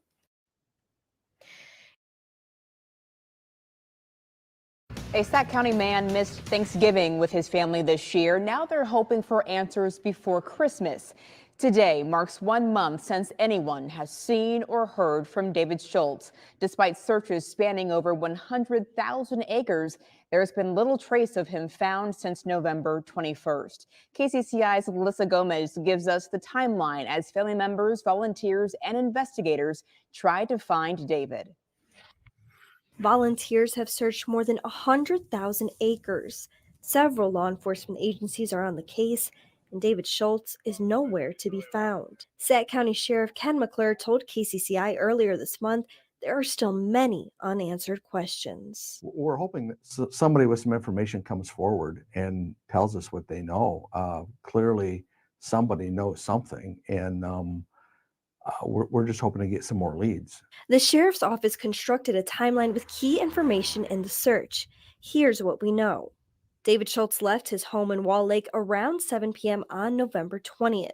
He was scheduled to pick up a load of pigs from a hog confinement near Eagle Grove and take them to Sac City. Witnesses confirmed Schultz picked up the livestock and left around 10:50 that night. He was driving his semi-tractor trailer. Shortly after, investigators say he can be seen on surveillance video at a truck stop east of Fort Dodge. Schultz leaves the stop in his semi and heads west. Cell phone data shows his phone traveled to a rural intersection north of Sac City. Authorities found Schultz's truck at that intersection the following day with his cell phone and wallet still inside. David's wife Sarah reported him missing on November 21st after learning he never made it to the drop-off location. KCCI talked with Sarah 2 weeks after his disappearance. It's worse than death because I look out the window and I just feel like he should be coming home. She says she's grateful for the outpouring of support from the community. Sac County Sheriff's Office continues to investigate. Sent out subpoenas and served search warrants on different companies for their data, hoping that moving forward that will give us a lead. Anyone with information on David's disappearance is asked to call the Sac County Sheriff's Office. In Des Moines, Elisa Gomez, KCCI 8 News, Iowa's news leader. Meanwhile, the United Cajun Navy, a search and rescue group based in Louisiana, is leading volunteer searches for Schultz. This is from a search earlier this month. They're working off information they get from law enforcement on where to narrow down those searches. Semi was found mysteriously abandoned in Sac County, but there's been no trace of David Schultz for nearly a week now. Today, a specialized group of searchers gathered to look for him and hopefully find some answers. KTIV's Contra Trett was with them. Just outside of Sac City, about 3 miles down past this junction of Highway 20 and 71, is where the big rig of David Schultz was found abandoned and on the side of the road. Local law enforcement searches early on turned up empty, and since Saturday, it's been a group of Sac County residents that have taken over the search. 53-year-old Wall Lake resident David Schultz was supposed to make a delivery in Sac City on Tuesday night, but he never arrived, and his wife, boss, and customers couldn't get a hold of him. I got a call from Dave's phone, and I was like, oh, there he is, but it was the police. It wasn't him. And they said, well, we found his truck and his phone and his wallet, but not him. So I found out where the truck was, and the way it was parked when I pulled up, I was like, there's no way Dave would have left that truck parked like that. There's no way. After searches by local law enforcement came up empty, a group of about 75 locals came out to continue the search for Schultz. And United Cajun Navy, a nonprofit based out of Baton Rouge, came to supply aid. With the cops in this area having some limited resources of search teams, limited officers as well, we decided that, as a nonprofit that, leads in disaster response and search and rescue, that we could maybe step in and bring some organization to the situation. The community outreach has been just beyond words. I just want to thank everyone that donated their time. I know it's cold and windy, and I'm taking away from your families in some cases, but it's much appreciated. Over the weekend, new information has been found that's helped narrow the search. At this point, new information was brought to our attention that does give us the idea that, west of Highway 4 should be where we focus our search and where we focus our efforts. We just want to thank them for allowing us to, know some of that information that is part of an investigation, but at least we're not out searching aimlessly. Rowley says that the United Cajun Navy will continue to help searching through the first weekend of December, but they hope to end the search sooner with good news. In Sac County, Connor Trett, KTIV News 4. If you'd like help with the search, the United Cajun Navy will set up another search tomorrow morning. He was hauling pigs, Riddler. At the Sparky's gas station in Rockwell City at the intersection of Highway 4 and Highway. It's been more than 2 weeks since a Sac County man disappeared. His semi-truck and a load of hogs left on a rural highway. The Sac County Sheriff spoke to KTIV for the first time, breaking silence about the search efforts for missing 53-year-old David Schultz. The Wall Lake, Iowa resident has been missing since November 21st. Schultz's wife pleading for any information that can lead to answers. Matt Hoffman with more on what officials now know. Sarah Schultz pulled up to an eerie scene in the middle of the road. Her husband's hog truck found loaded with pigs, but missing its driver. David Schultz's phone and wallet were left inside, but David was nowhere to be found. I got a phone call from Dave's phone, and I thought, oh, there he is. But it was a female officer saying that they found the truck, they found the phone, they found his wallet, but they can't find him. David's family tells KTIV that some of his items were discovered in this ditch right here, right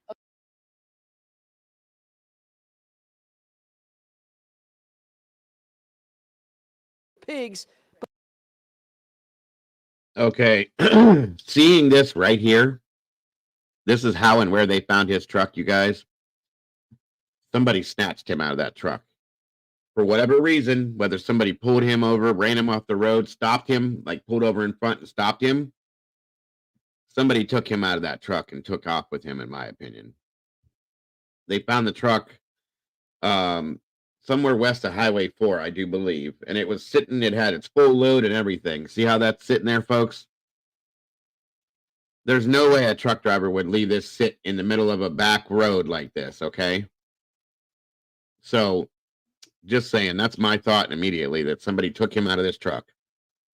Whether it was robbery, maybe somebody followed him from the truck stop, like somebody else said in the chat.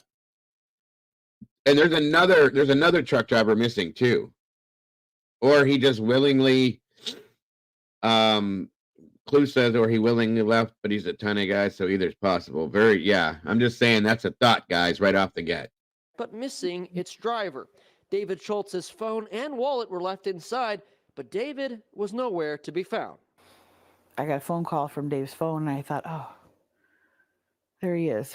But it was a female officer saying that they found the truck, they found the phone, they found his wallet, but they can't find him. David's family tells KTIV that some of his items were discovered in this ditch right here, right across the street from where his truck was found. The family says one of those items was his winter jacket. The Sac County Sheriff confirmed the discovery on Thursday, but said all theories are still on the table in determining what happened to David. As if there was some sort of nefarious act against Dave, whoever's responsible for that is watching. So we try to limit, what we give out publicly. Maybe he picked up It's a a delicate hitchhiker. balance, keeping the case in the public eye, but also strictly following the facts. Sarah Schultz says she thought law enforcement Now would that's have juicy, more Al. dialogue with her, but mostly she just wants answers. Yeah, I don't know what else to do at this point. We've searched the area so thoroughly. The United Cajun Navy, a volunteer search organization, has searched about 100,000 acres. They've paused search operations, but may Hey, Randy, restart good to on see you, buddy. Saturday or Sunday. But mainly, they need new leads from the public to focus their search. I do not think that David would have left his truck like that. And so, that would lead me to believe that something, had to happen, either at that site or shortly before then. The sheriff says his office has sent about a dozen search warrants, subpoenas, and preservation letters. They've requested documents like phone records, bank records, and social media records. Many of those have yet to be returned, but should be available shortly, hopefully prying loose a lead. Because I feel like I'm in limbo, like can't go forward, can't go backward. We're just stuck here waiting. In Sac County, Iowa, Matt Hoffman, KTIV News 4. A reward fund is being set up in coordination between the United Cajun Navy and the Sac County Sheriff's Office. Final details are still being worked out. Tonight, if you have any information on where David Schultz may be, or you have any information that can help in this active investigation, you can call the Sac County Sheriff's Office. That number there on your screen, 712-662-7127.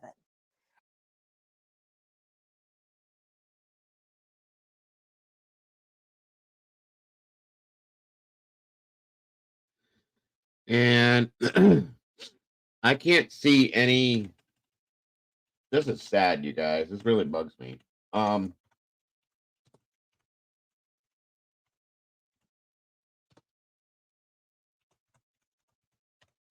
Let's see here.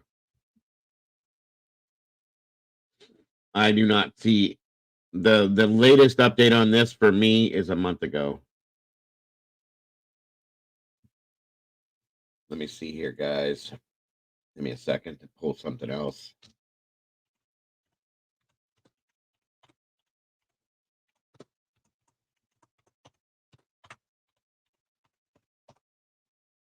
No, that's weird too, Clue. They didn't take anything. They didn't take any of the pigs. They didn't take his wallet, his phone. It's weird. I'm wondering,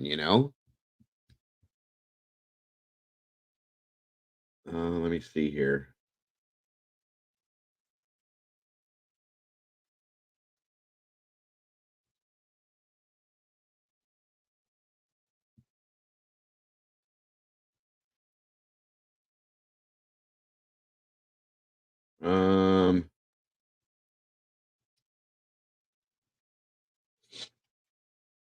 One second.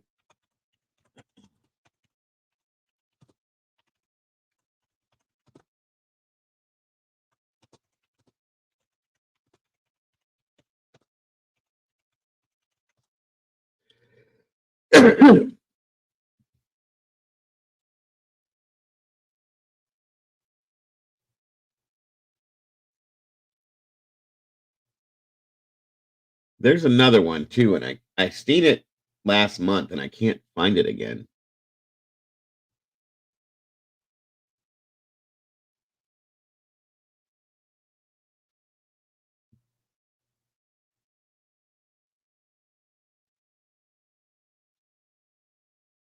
Okay, let's see here. All right. This is from December 18th.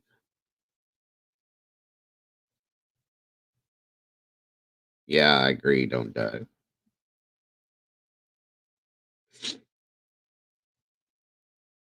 So on a Thursday, trying to see what theories this is prompted, because that's what the article, the date is titled.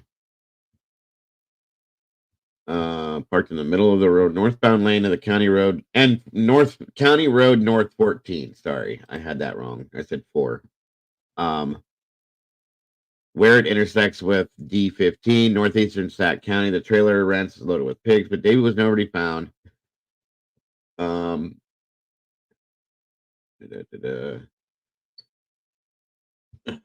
Lord, let's see here. It's real quiet. Yeah, okay. Hold on.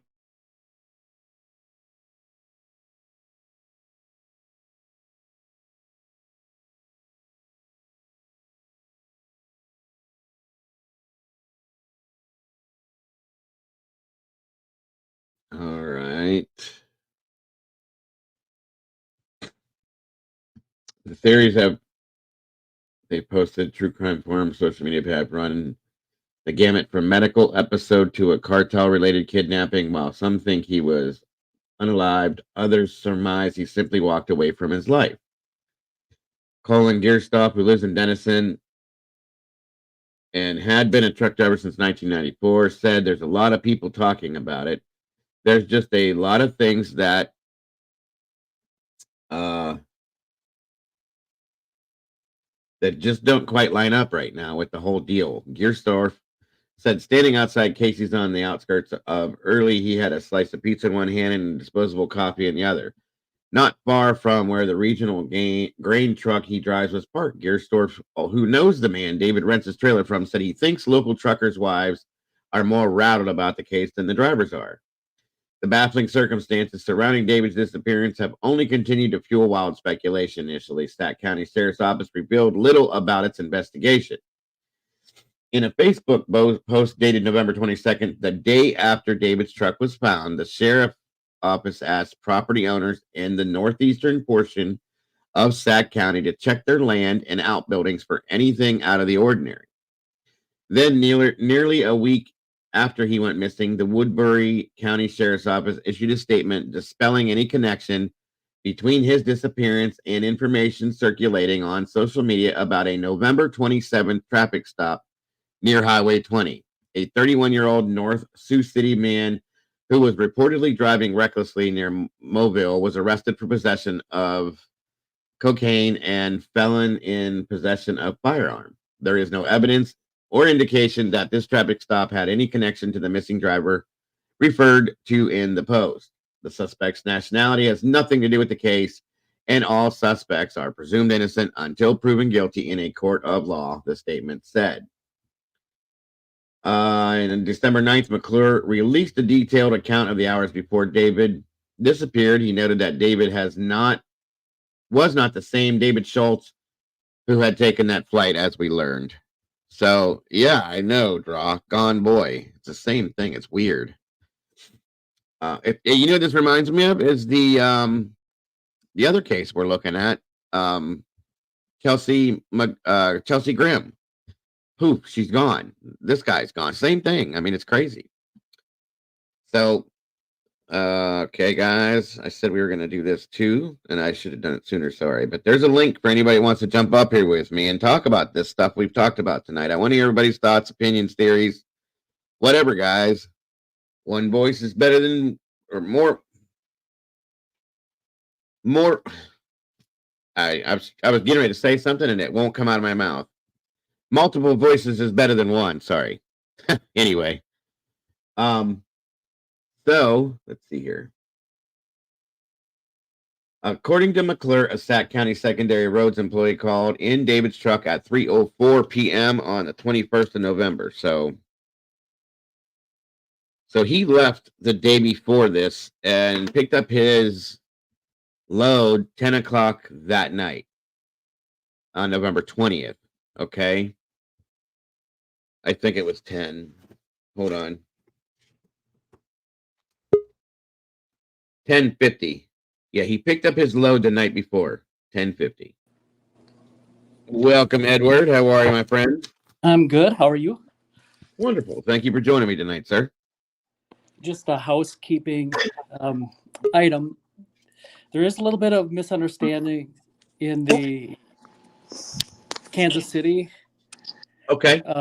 The 3, Kansas City. Yeah. Okay. What do you got? One of that being where the game was played, right? Okay. Some think that it was at Arrowhead Stadium, but it was not. It was an away game at the Chargers. Yeah.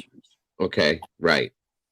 And I believe it was understood that they were that they went to a couple different places, probably a couple different bars, and watched the game that night until it ended, and then they went back to Jordan's house afterwards for like an after party, right? Well, that's an interesting point. Also, I believe the game was at 3 p.m. and it lasted for roughly about 3 hours. Yeah, I believe that they were saying that the men started arriving at Jordan's home around 7 something. Yeah, that's right. They bar hopped and then went to his house. And I think I remember seeing in some of the statements that one or two of them arrived, or at least one of them arrived there around 7:15 or 7:25 p.m. or something like that night. So the game was well over at that point. Yeah, right. But if you're at a bar, you know how it is. You stay, finish your drink, your nachos, maybe. And the other thing there's a lot of confusion about is the temperature, right? I do believe, yeah, there's been variations of it. Do you have notes on that, Eddie? Oh, yeah. The last couple times you've been covering it, I've been in chat and I've been repeatedly posting these articles that have this historic temperature and weather statistics for the period of those 3 days. Okay. The 7th, 8th, and 9th. And if I recall what they are, I think like the daytime low, or the 24-hour period low is, I think, if I recall, and each day is going to be a little bit different, and each subsequent day is going to be a little bit colder than the previous. So I think the 7th being the warmest, I think the daytime low was 29, if I recall. The high was, right around 39 or 40. 40, I thought. Yeah, something like that, right? And each day was slightly colder, but I think, in the last couple times you've been covering this, I think people have been talking negative types of temperatures, which is far from being that cold. No, it was not that cold. And like the only thing that I covered on it was because people were saying that it was in the 40s, that how could they have frozen it? But that was during the daytime. Nighttime temperatures were down in the 20s, right, roughly around in the variation. So yeah. Yeah, that's right. And the only other thing that I have to speak about is these documents. And we don't have to do it tonight, but I think I have found something in these documents that no one has seen yet. Awesome. Which hold on. Idaho. Oh gosh, that was some dirty stuff they did. Yeah. Hold on a minute. No worries. We can do it tonight. Like I said, we're talking about a little bit of everything. So I think I can do it tonight. It takes a lot of focus. Yeah, that's okay. Found something a lot of nobody else has. I'm curious. Attention to detail, and I can get lost in it too. But I think I got it. It's. Let me get him fresh in my mind. Is that? By the way, how can who is doing that? Is that me? I think it's Dago. What's the matter? There's like a. Hold on. I can't hear it, but is that better? Yes. Right now it is, yeah. I move my phone all over the place. Sometimes it happens. Gosh, if it does that while I'm trying to do this, I don't know if I'll be able to get through it. But yeah, let me get these these links up for you. I moved it completely away from me at this point. You guys ever notice how it doesn't ring at night? Oh yeah, I mean, telemarketers don't call at night, do they? Oh yeah. Around here, we're allowed to call till 9 p.m. I think it is. What? Oh yeah. Central or Eastern. Sorry. All right. Which document do you want to start with, Eddie? Okay, let's just for right now bring up the whole list of the court records so that we can, on your screen, so that we can see, you know, like the last most recent dozen or 2 dozen, however much your screen will allow. Okay. And I'll be watching your screen and I'll have you pull them up as required. Absolutely. Okay, yeah. Very good. That's the screen I'm talking about. All right. So we're close to the bottom there, and yep. Your Stay wish is close to my the bottom. command. Absolutely. Okay. Now, everybody recalls when we went to bed last night, there was not these latest 5 documents. So, in other words, the most recent, when we went to bed last night, was dated January 22nd, and the title of that document being Temporary Order Sealing States Memorandum. Yep. Everybody agrees, right? And if I'm not mistaken, Eddie, they also hadn't updated the case summary record. Right. No, they hadn't. Okay. So, okay, you got ahead of me. Which one did you pull up? The most recent? The one that you said last, the Temporary Okay, Order Sealing States Memorandum. Okay. We're not ready for that one yet. We can close that one out. All right.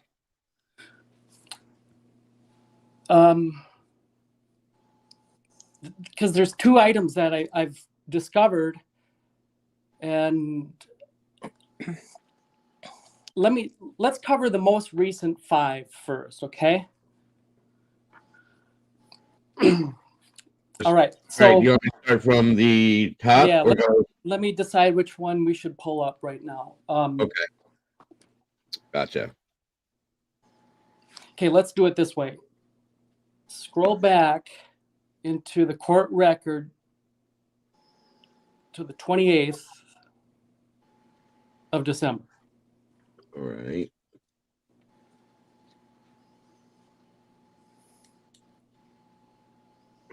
Okay.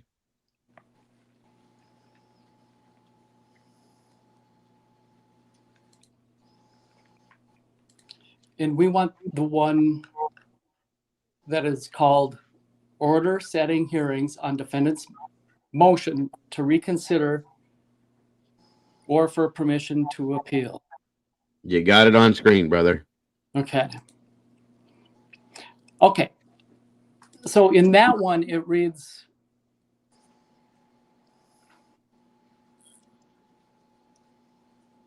let me just get there. Give me a second. Okay.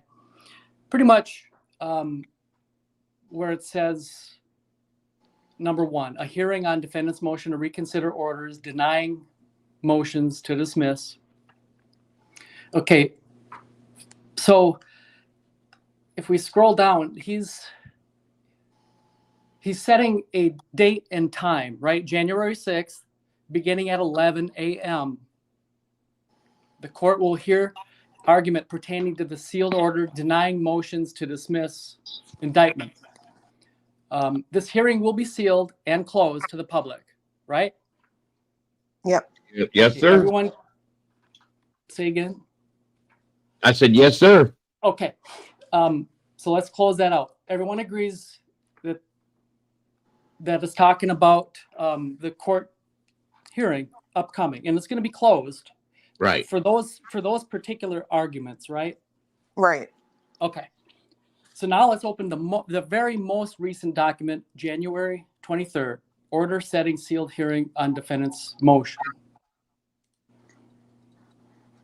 I didn't feel good. I know where Eddie's going with this.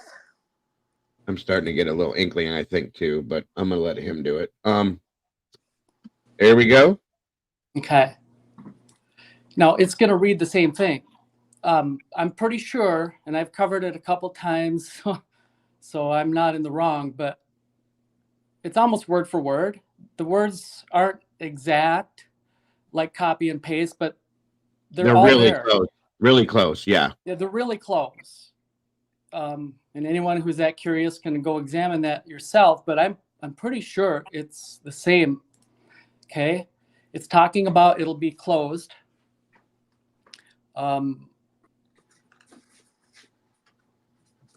Now, the first paragraph, I'm going to read that. Based on defendant's motion to unseal defendant's motion to reconsider, I'm just going to leave it at that. I'm not going to continue reading the length of that description. We'll just, from here forward, call it the motion to reconsider, okay? Gotcha. For simplicity, yeah. Otherwise, it gets tedious.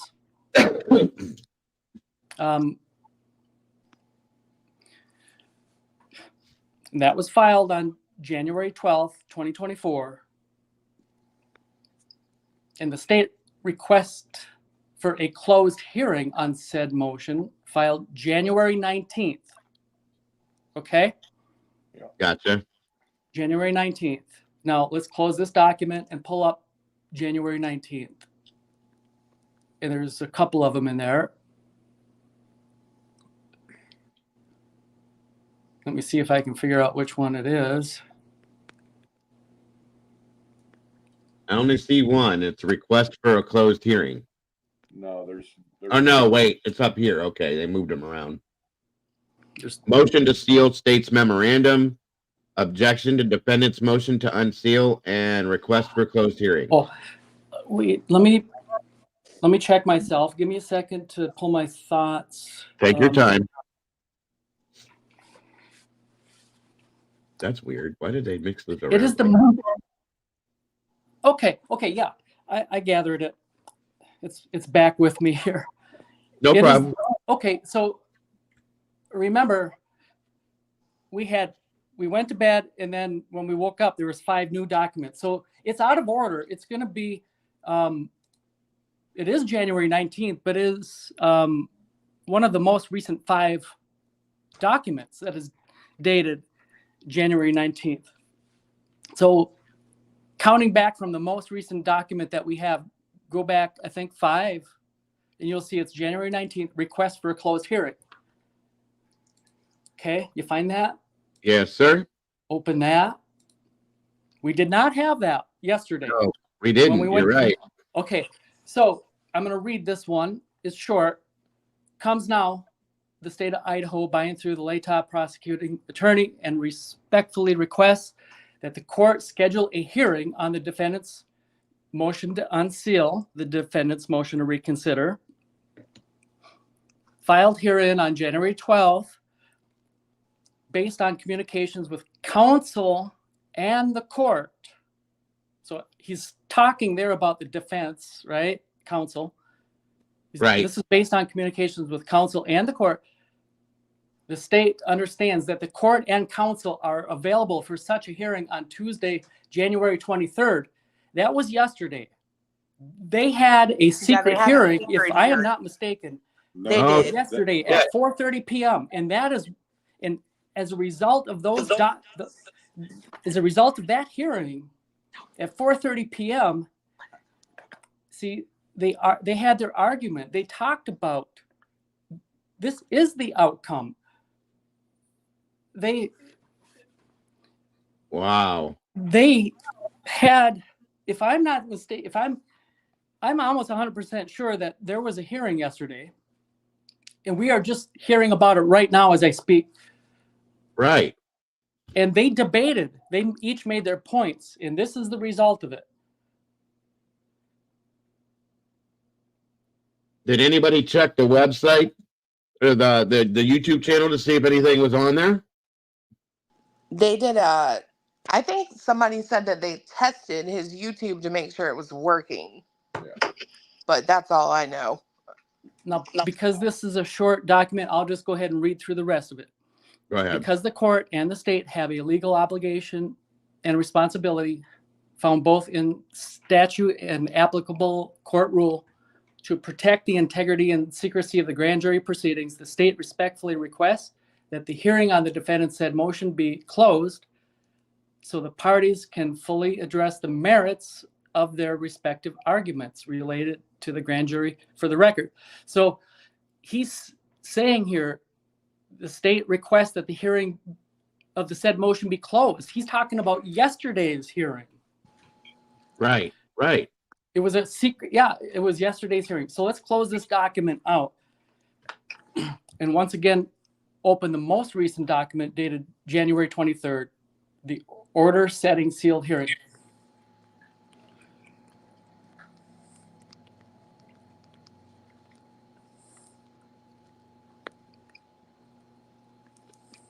All right. Welcome, Jenny Phillips, Gary Epley, and Love Tina. Good to see you.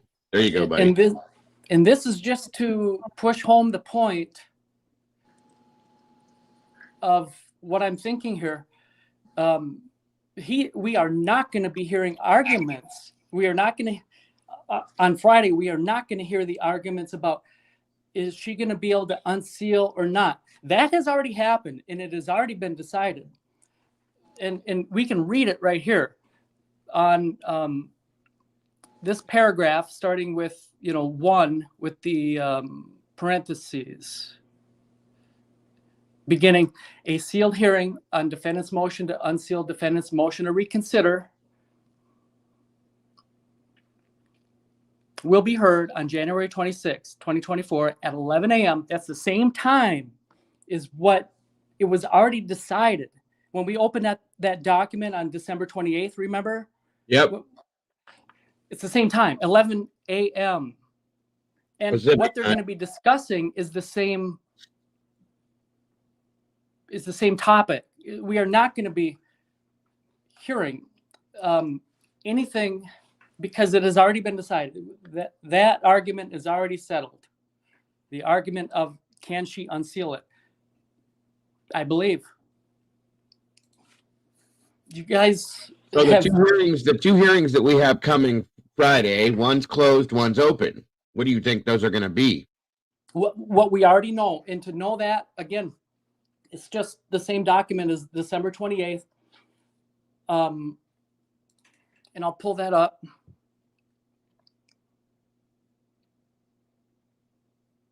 December 28th again? I believe so, yeah. He's talking about what it'll be, what we can expect. The time at 11 a.m. will be closed.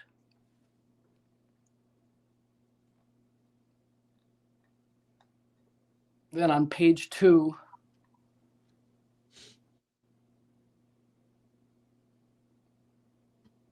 at the bottom of page 1, it says at 1 p.m., the court will hear arguments pertaining to the order denying motions to dismiss indictment for inaccurate instructions to grand jury. We will hear that. It will be open. Gotcha. But we will not hear the closed 11 o'clock hearing. Wow, that is some sneaky shit. Yeah, so they already had that yesterday. Huh. She will not have,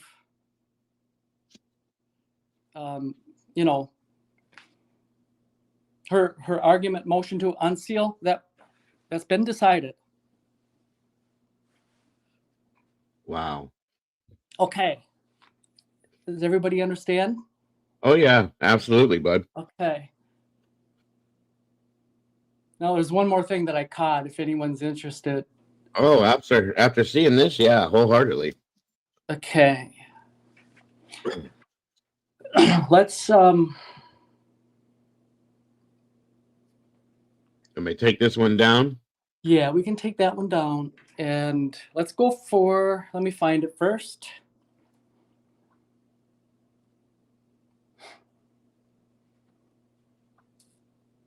All right. On 19th of January, objection to defendant's motion to unseal.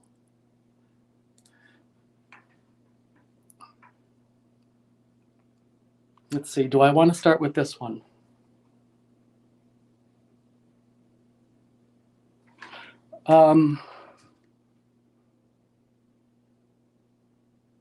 If not, I can take it down and put up the other one. Yeah, this is kind of this one I can get trapped up in. This is just give me a minute here. You take all the time you need, sir.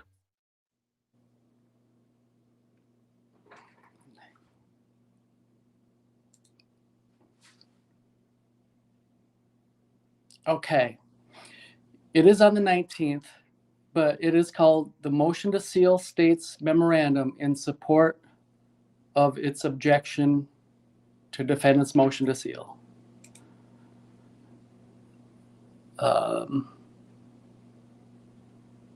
Motion to seal, 19th. Motion to seal states memorandum.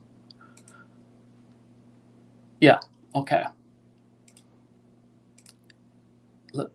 I'll wait for you to pull that up.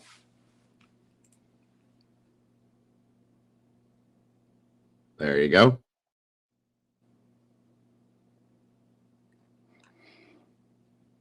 Okay, well, just remember that one.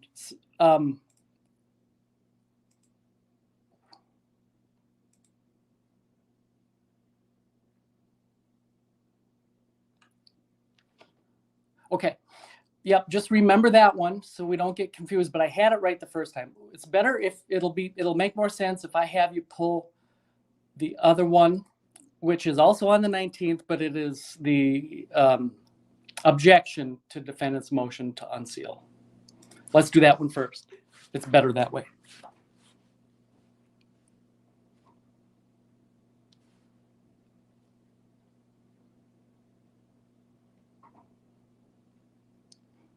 There you go. Okay, thank you. All right. So I'm waiting for it to appear and okay, I'll read it. Comes now, the state of Idaho, by and through the Latah County prosecuting attorney and objects to defendant's motion to unseal. In support of its objection, the state has submitted a memorandum objecting to defendant's motion. Okay, it submitted a memorandum. The state has filed this memorandum under seal. All right, so we can't see it. So it's speaking about this memorandum. Okay, let's close this out and pull up that other one. It's also dated on the 19th. It is called the Motion to Seal States Memorandum.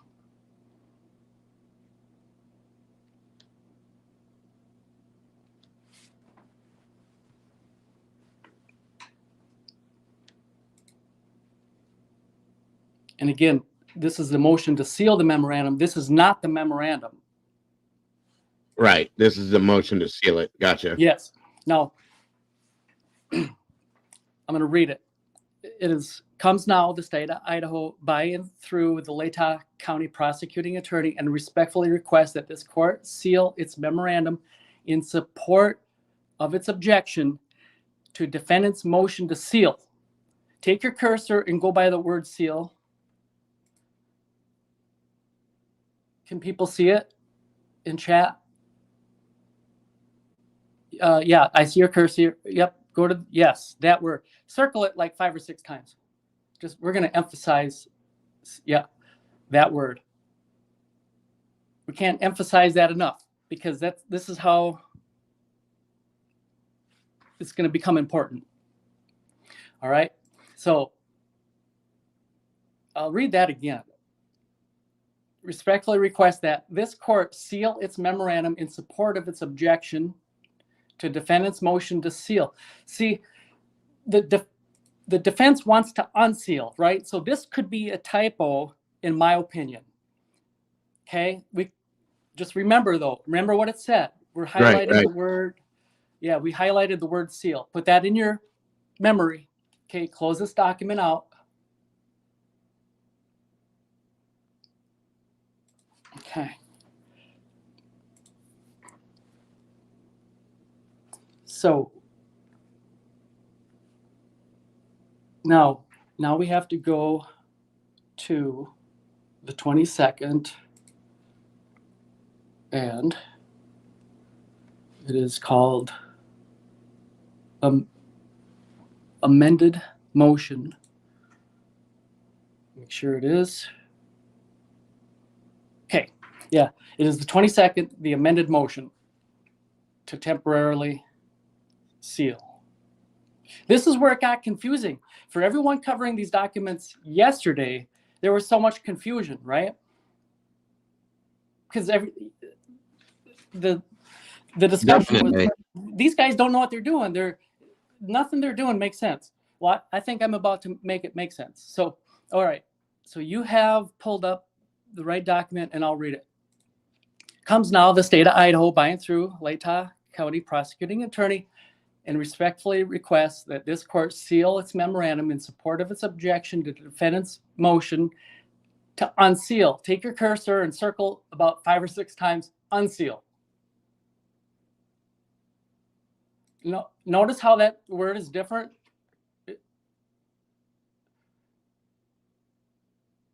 Absolutely. On the 19th, it said seal, and now it says unseal. And this is what we're reading is the amended motion. This is an amended motion. It's like it's fixing something, right? I think this is fixing that typo. Okay, this is fixing that typo. Gotcha. There was a typo on the 19th, and this is fixing it. Okay. So let's close that out. And I think that closes out my thoughts with this all too. So let's just make sure.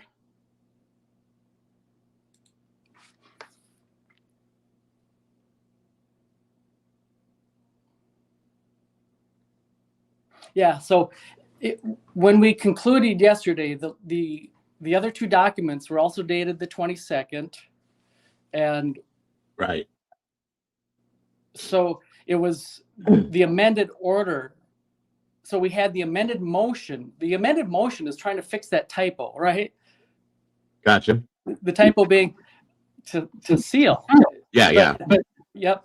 So we covered that. So and I'm getting an echo now suddenly too. I don't know why. I don't know. Maybe let me turn you down. There you go. Let's try it that way. Okay. So yeah, I've concluded the thought. So there was an error in, I think, on the 19th with that typo on that motion requesting the sealing, and nobody caught that. It's a small point, but I didn't. That's for sure. And I hope it makes sense. And if it doesn't make sense, don't feel alone. No, it does. It does. Now that I've seen it like that, and the way it's explained. Okay. Lily just said Dago go back to the one that says seal. Which one was that, Eddie? Okay, that one is it's on the 19th, I think. The 19th, yeah, and it's called the motion requesting. I'm sorry. Motion to seal state memorandum. I think that's it. Yeah. Or yeah. That's it. Oh gosh. Motion to seal. Yeah, that's it. I found it. Yeah, motion to seal. Okay, there you go, Lily. Good job. I swear to God, you're a school teacher, bro, or a college professor or some shit. There it is, Lily. What do you got going on, hon? Comes now the state of Idaho by and through Latah County prosecuting attorney and respectfully requests that this court seal its memorandum in support of its objection to defendant's motion to seal as it addresses substantive matters of the grand jury exempt from disclosure under Idaho Court Administrative Rules 32 and the Idaho Criminal Rules. What's the title of that order or that motion? This one is called the motion to seal state's memorandum in support of its objection to defendant's motion to seal. So they titled it wrong. Hold on, I gotta show it. Sorry. So they titled it wrong as well. Yes, they did. I caught that as well. There you go, guys. I'm sorry. You guys just got to yell at me more often. How do you make a mistake like that, guys? Especially in this case. To be fair, like I would say that these things are done by some, I'm not trying to down anyone, but like a, what's it called? A secretary? Clerk? Yeah. Yeah, I get it. I mean, and mistakes do happen. I understand that. I do find it weird that they didn't update the site today, though. Yeah. Just like that one. Well, that explains why. If you look at this, are you good with this, Lily? Can you see it now? Yeah, because this wasn't like this, and it's out of order, as you can tell, within the dates of the other two from the 19th. That makes sense. I don't know why they do that. They put. Why didn't they just file it back in with the 19th stuff, you know? It all depends on when it's uploaded, right? Yeah. System. It's Moscow. Deborah got that right. It's Moscow. Uh-huh. Twin Peaks, Moscow. I wholeheartedly agree with that. Wholeheartedly agree with. I said that a year and some months ago that it reminded me of Twin Peaks. It's crazy. Draw just said major typo. Should have said defense's motion to unseal. Yeah, it's damn Eddie. And you know, if this didn't muddy the waters enough, the fact that on the 17th the defense, you know, in the defense had a response to the prosecution's reply. So they wanted that sealed, which is fine. But that, I think, added to the confusion. People might have been thinking that they were referring to that document on the 17th. And you're right. But it wasn't referring to that. The waters are muddy as it is. You are absolutely right. That's all we need. Yeah, there's the order sealing the defendant's reply to state's objection for defendant's motion for interlocutory, and that was filed on the 17th. So yeah, again, the takeaway is on the 19th on that one document. There's a typo, I believe, and the other takeaway is what started all this was on the 12th, the defense filed the motion to unseal. Right. Everybody remembers that. That's very basic and straightforward. But that's what started this all. And that has already been decided, in my opinion, from what I'm gathering with all this. They already had that debate yesterday in a secret closed court hearing at 4:30 p.m. Right. There's the 12th. The 12th motion right there.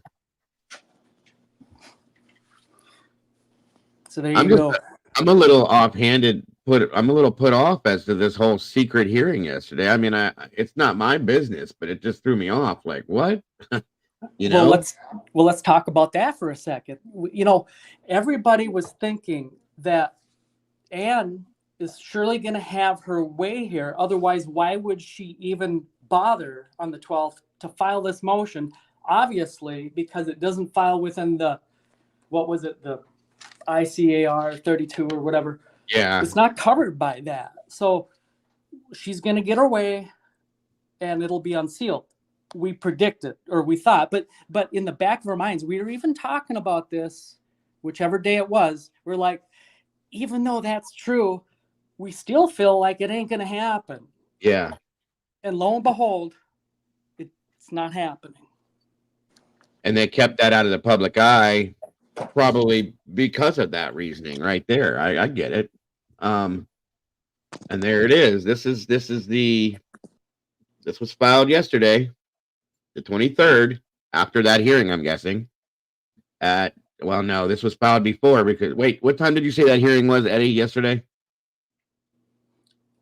At 4:30 p.m. Right. This motion, or this order, this is an order, not a motion. This order was filed on 12:36 p.m. yesterday. Order setting sealed hearing on defendant's motion to unseal. That's even more interesting. That's why I look at the filing. Cletus taught me that. I'm a good pupil. I look at the times that these things get filed now. So So I was gonna tell you, Dingo. I don't think they had a secret hearing. I was waiting to clarify this because this paper was filed after. No, before the hearing time that was scheduled for yesterday. Before the hearing time. Right. Yeah. I'm sorry. It's all right. I think what they did was they've made it to where her fight to unseal everything is going to be part of the shut hearing, the closed Okay. hearing that won't be in the public. If Gotcha. that makes any sense, because No, it does. they're basically saying that it's going to be heard on the 26th at 11 o'clock. Right here on and Carolyn said Coppin. Well, yeah. Anyway, I'm not gonna was spinning on this very issue this morning. Okay. I mean, it does appear that there was it kind of looks like there could have been, because it does say counsel and whatever will be available today. But if you look at the times it was filed, that doesn't work. That's what I was saying. That 12:36 p.m. would have been before that time for the hearing, so that was a little different. But it's still interesting as to how they did this, though.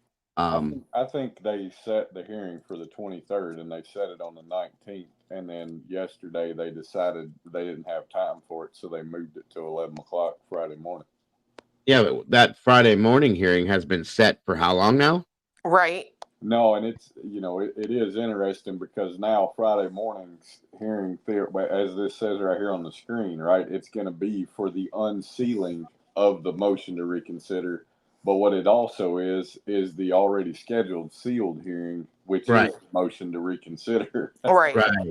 Right. Which is this is still weird. I agree, but it almost makes me think that she actually stands a good chance of winning it. Well, but I'm kind of thinking that all of this has been sort of a handshake in the background. They've already done all this, figured all this out, and now they're going through the formalities. They got to do the formal side of it. Yeah. Well, I can tell you this much: she better win, because if she's right and whatever is in there is not covered under the law or the rule where you're supposed to seal it, Okay. unseal it. Yeah, I agree.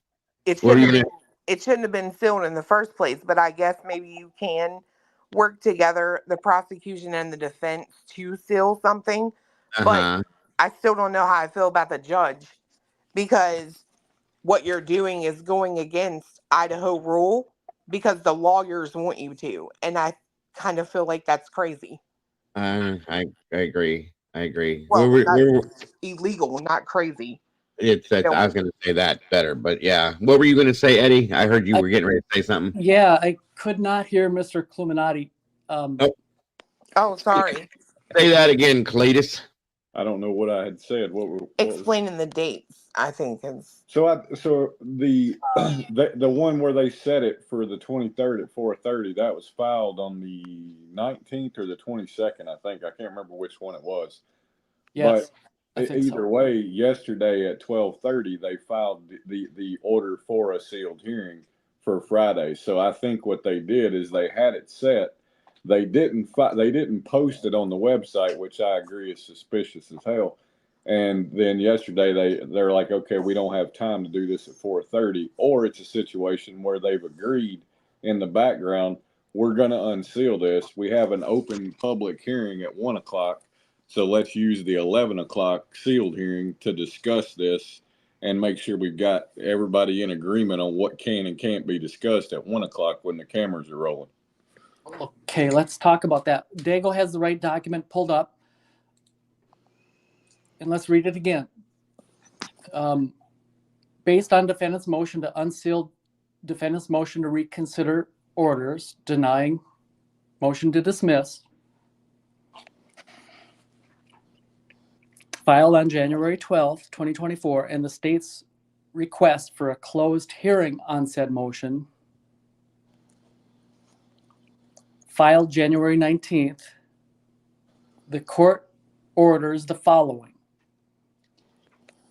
A sealed hearing on the defense motion to unseal defendant's motion to reconsider.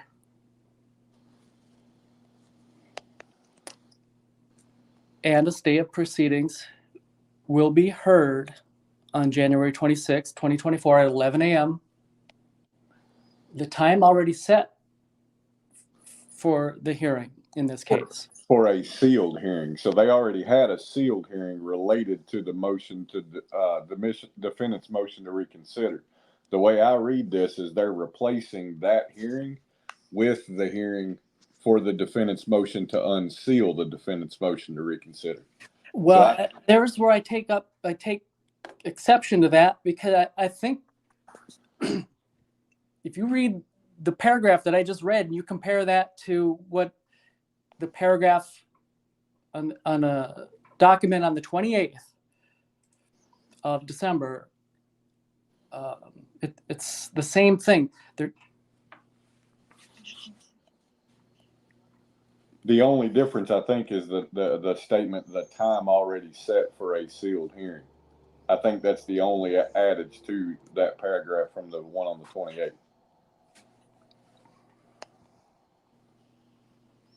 Well, I'm not sure if I understand what you're saying. I'm a bit confused because I'm reading it right now. The words aren't verbatim, but here's the document for the 28th here real quick. Sorry. There you go. Okay. All right. So I'll just read: a hearing on defendant's motion to reconsider orders denying motion to dismiss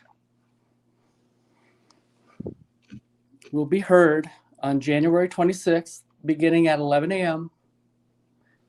The court will hear arguments pertaining to the sealed order denying motion to dismiss indictment on grounds of biased grand jury, inadmissible evidence, lack of sufficient evidence, and prosecutorial misconduct. This hearing will be sealed and closed to the public to protect the privacy of the grand jurors and grand jury's procedures. And this says this hearing will be sealed and closed to the public, and it starts at 11 o'clock. No. Yeah, 11. Sorry, you're right. Sorry.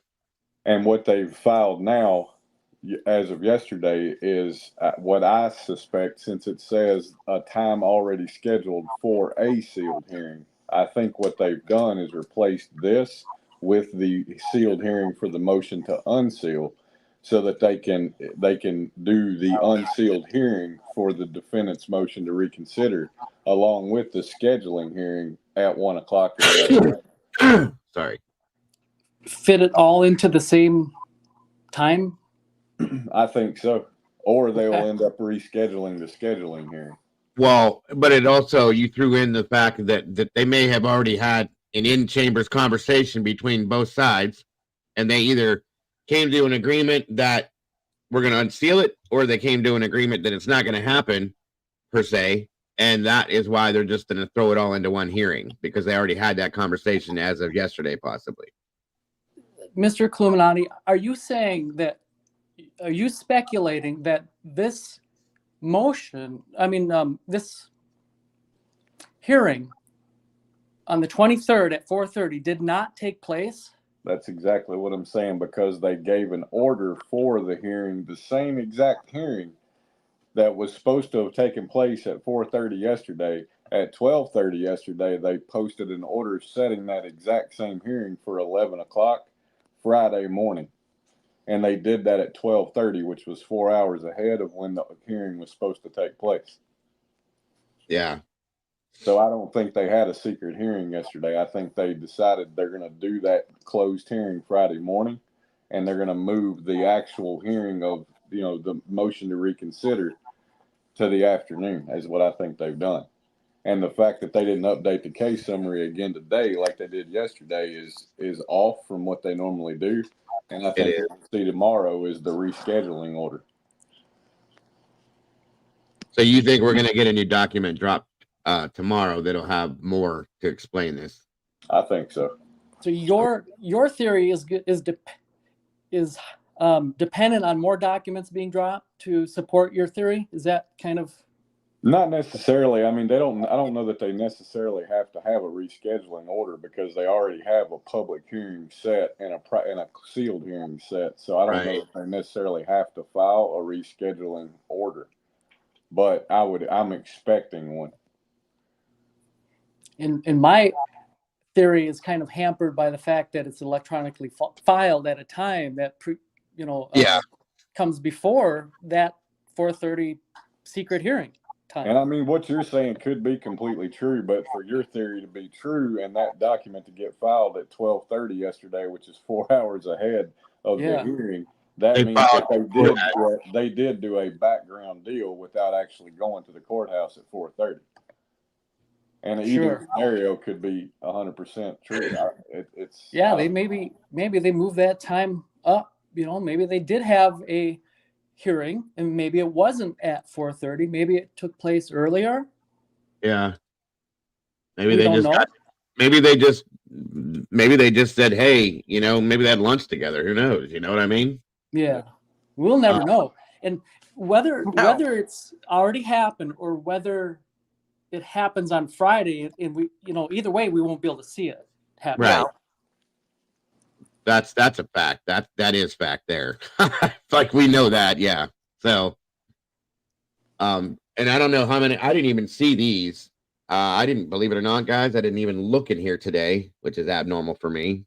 We were getting things ready for this funeral that we have to deal with tomorrow, so that's why I wasn't in here earlier today. I spent most of the morning talking to people and looking at stuff, and then when my wife came home, we had to go get that together. So that's why I wasn't live earlier today. But this is another document too, guys. The state's response to the defendant's 11th supplemental request for discovery. Just so you guys see it, there it is. To the defendant, Brian Christopher Koberger, and counsel Ann Taylor, comes now the state of Idaho by and through Latah County prosecuting attorney and submits attached Exhibit 1 in response to defendant's 11th supplemental request for discovery that was filed on January 9th of 2024. The state incorporates the following responses as fully set forth at this point. State's response to request for discovery filed January 23rd of 2023. Wait. State. Wait a minute. I was waiting for it. That's a typo. Wait, what's a typo? No, it's not. I just typoed myself. State's response to request for discovery filed on January 23rd of 2023. That was yesterday. Or no, that was a year ago. Sorry. Oh my God, you guys. My apologies. It's been crazy today. So anyway, moving on. State's response to defendant's first, there it is. First supplemental request for discovery filed on February 21st of 2023. State's response to defendant's second supplemental request for discovery on the March 29th of 2023. And the third request on May 12th of 2023. Then we have the response to defendant's motion to compel discovery filed on May 12th of 2023. Then the state's supplemental response to defendant's first, second, and third supplemental request for discovery filed on June 8th of 2023. The state's response to defendant's fourth supplemental request for discovery filed on June 16th of 2023. The state's supplemental response to defendant's fourth supplemental request for discovery filed June 29th of 2023. State's response to defendant's second motion to compel discovery filed on June 29th of 2023. State's response to the defendant's third motion to compel discovery filed July 5th of 2023. State's supplemental response to defendant's second supplemental request for discovery and defendant's motion to compel discovery filed July 12th, 2023. And the state's supplemental response to defendant's second motion to compel discovery filed July 12th of 2023. State's response to defendant's fifth and sixth supplemental requests for discovery filed July 25th of 2023. The state's supplemental response to defendant's third motion to compel discovery filed August 30th of 2023. And the seventh request, the eighth and ninth. Oh, good Lord. Hold on a minute, guys. Eighth and ninth, the 10th. And the state has and will continue to provide discovery in accordance with Idaho Criminal Rule 16 and applicable law, and reserves any and all objections thereunder. Rule 16, applicable law, so on and so forth. Back up to the beginning of this, though. January 23rd of 2023. So that was what? The first request? In essence? It's their first response. Their first response. I mean, sorry. That's what they're saying. I didn't remember it being that early, but I didn't either. It was pretty quick. Was it? It must have been, because that's what stumped me for a minute when I stopped there. Yeah, because they normally come out with the whole any psychological testing, any interviews, Yeah. blah blah. I mean, it's pretty standard, right? Gotcha. And this was filed January 22nd. Okay, at 1:30 p.m. There we go. All right. So there's that. That's a lot. That covers everything. The request. Yes, sir. If it's all right, one last document that we should look at before we close this thought. No problem. No problem. That's what we're doing right now. And that should be the document on the 12th of January that started this all. Yep. The motion to unseal. 12th of January. All right. I believe motion to unseal. Because now we have, two heads are better than one, right? Absolutely. Welcome, KEA Pisces, to the crew. Thank you for joining. Appreciate you. Yes, sir. Two heads are better than one. That's a fact. There you go. Okay, because now we got all kinds of good brain power here. We got Mr. and Mrs. Cluminati. That's right. I'm just the guy who talks. Yeah, yours is assumed. I'm just the guy that talks. No, I'm just teasing, guys. We got all kinds of good brain power here. So it's worth reading through this document, not in its entirety, but just to make sure that we understand what it's saying. Okay. Absolutely. We need to build a foundation so we can all be well-grounded on, be better able to understand what we're talking about here. Yes, sir. All right. So on this document, I'm going to read a little bit of the first paragraph. And it says, comes now Brian C. Koberger, buying through his attorney, moves the court for an order to unseal the defendant's motion to reconsider. That's all. That's as far as I want to describe we're just, again, we're referring to it as in an abbreviated way, the motion to reconsider for simplicity. And a stay of proceedings filed with the court on December 21st. Okay, that's straightforward. She wants to unseal the defendant's motion to reconsider. Okay, everybody gets that. That's straightforward. And she also wants this unsealed as well, the state's objection to this motion. And that was filed on January 5th. Okay, those two things she wants unsealed. Okay, that's easy and straightforward. Everybody is tracking along?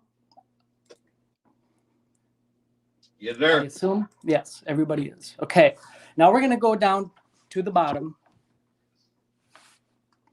We're going to skip over all the rest because everybody knows all the rest by heart. But the last paragraph here says,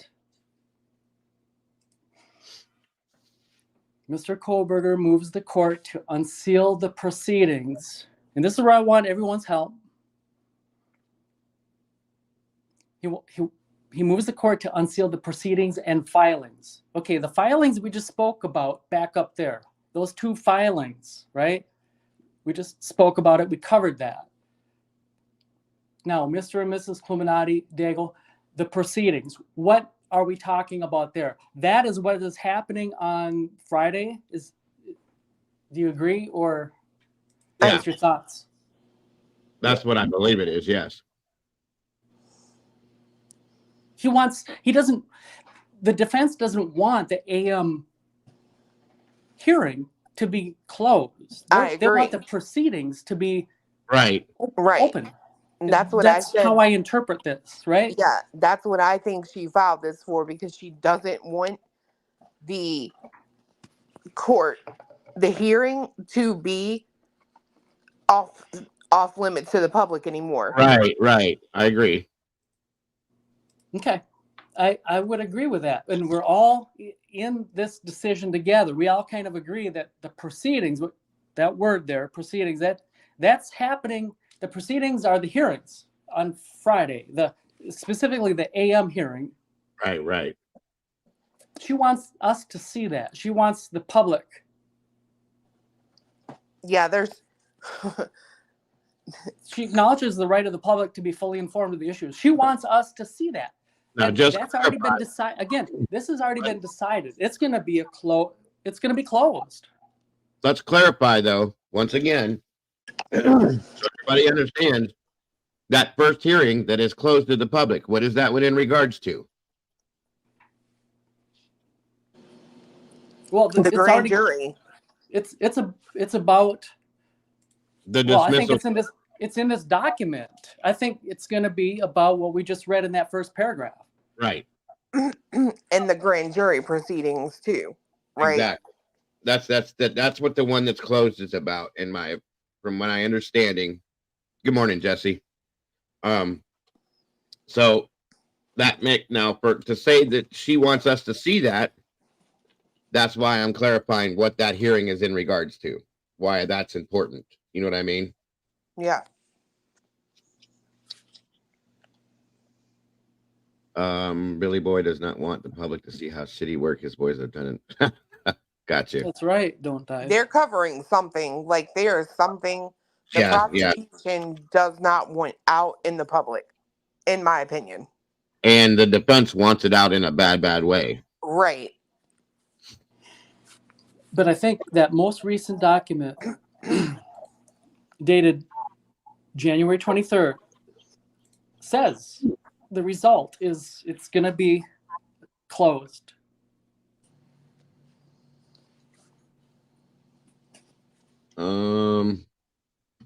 Which suggests that yesterday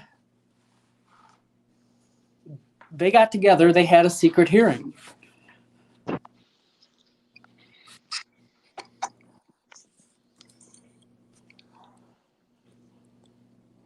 But this kind of reads, though, order setting sealed hearing on defendant's motion to unseal. Okay. January 12th, blah, blah, blah, January 26th. Let me say it like this. So we know that at 11 a.m. on Friday, they're going to have this secret hearing, which is going to cover what we just went over in the document. Right. Okay.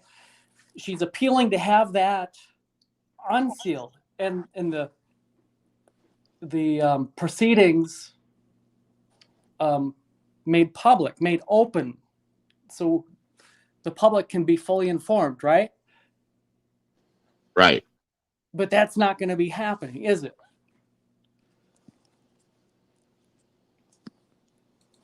Well, because that one is sealed, though, or that's a closed hearing, I mean, right? Right.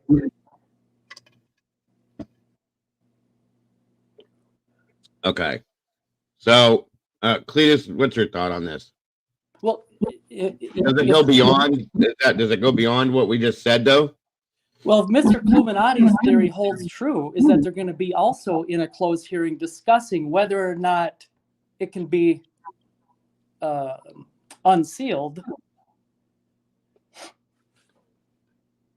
Okay. I think I got lost within myself for a minute. Yeah, it seems that it's easy to get lost in these. So if Mr. Cluminati's theory is that on Friday they're also gonna be discussing whether or not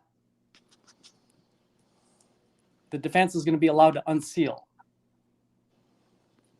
Is that, did I paraphrase that correct, Mr. Cluminati? Yeah, you did. Okay. But if that ship has already sailed, if they've already discussed it in secret, what would be the point of having that discussion also during that 11 a.m.? Or you think they might take up that point first thing at 11, and then the result, let's say it takes them 10 minutes. I don't know, I'm just throwing out a figure. Right. I don't think they could make those arguments both sides in 10 minutes, but okay, half hour, whatever. Are you saying they're going to take up that discussion first thing? In the first half hour, they're going to say, okay, we've decided that, I've ruled it can be unsealed. And then, I think they don't care if the public does see the proceedings, but if they do take that up in the morning, per se, right, then at least Ann Taylor has fought for the documents to start being unsealed, if that makes any sense. The documents, but not the proceedings. Not the proceedings. I mean, because that ship would already, yeah. Because if I think I just had it in my head. So like, what would be the point of having that debate if, say, they at 11 a.m. they started with, the purpose of them going there which is the defendant's motion to reconsider orders, right? Orders. That's why they're there. Is the defendant's, it's a motion reconsidering orders denying the motion to dismiss the indictment. That's why they're there. So if they've already had that discussion in the morning at 11 a.m. and then they discuss whether or not that should be unsealed, well, it's too late. That's already happened. I mean, if they've already talked about it, yeah. Right. But I don't think they care. Well, that's a foregone conclusion. They don't care. Right. I mean, but in order for this to be logical, like if Mr. Cluminati's theory is right, they would have to have that first thing, and then let's say, okay, we all agreed, like a big happy family, that we're going to allow Ann Taylor to unseal this and let everybody in the public to watch. Mm-hmm. So what Bobby it would have to happen very first thing in order for it to have any logic. So what Bobby said, right? I think that is what her most important motivation is. And I think that based on what Bobby just said, if you back up and look at what Tomboy said, I think the judge ruled on the grand jury issue, and this is what I think it is. I think that she wants the remainder unsealed, such as the prosecutorial misconduct issues. Yeah, I think that's what she wants everybody to see at this point, and that is going to make a huge deal in her mind, which I think it probably would. That's what I think she's pushing for at this point. That's my thought. Yeah. So I'm not sure if I agree with that. I think again, it's the document January 12th, motion to unseal. Yeah. In the first paragraph, hereby moves the court for an order to unseal the defendant's motion to reconsider orders denying motions to dismiss indictment. Which is that's one That's her part argument. Yeah, so the judge made a ruling, right? He came back, they had their hearing, what was it, October 26th? Yeah. Motion to dismiss grand jury indictment hearing. Then he ruled on the December 15th. So she's challenging that ruling, right? It's an argument which is sealed. Yeah. And that is what she wants, I believe. Well, Unsealed. that is what's sealed, though, is the information in regards to the prosecutorial misconduct, correct? That's what was in that document. Well, within those documents per se. Yes. That's what that's why I was saying that's what I think she wants the whole world to see is what prosecution did wrong per se. Which is what would bring out this is why my client shouldn't be sitting here at this point, because look what they just did, or look what they did at that time. You know what I mean? That's the point I'm trying to make with what I said, but I see what you guys are saying as well. CL just said essentially she's challenging herself. She wanted it sealed. No, yeah, I get that, CL. But it makes me wonder, though, at this point, guys, if it was something that came out after they wanted it sealed. You see what I'm saying? Well, I mean, hold on, because conduct. The reason she says that she wanted it sealed is because of the prosecution emailing her and asking to seal it. Right, and then not so much that she wanted it sealed, but they wanted it sealed. But then when she saw the scenario going down and said, wait a minute, like this, the prosecution is screwing up right now. This needs to be known. Okay. It came to be after the fact and boom, there it comes. Okay. So therefore I think that's why she wants it unsealed now. I would agree. Does it make sense what I just said? No. Could you rephrase it? Yeah. Repeat that again. Okay. Sorry. Hold on a second. God bless I America. get it. I just found a damn stink bug. Ugh, I hate these things. Oh, it was on your shirt earlier. Are you for real? Yeah, but you sneezed or coughed or something and it went away. I was going to message you and tell you, but after you coughed, it left. Sorry.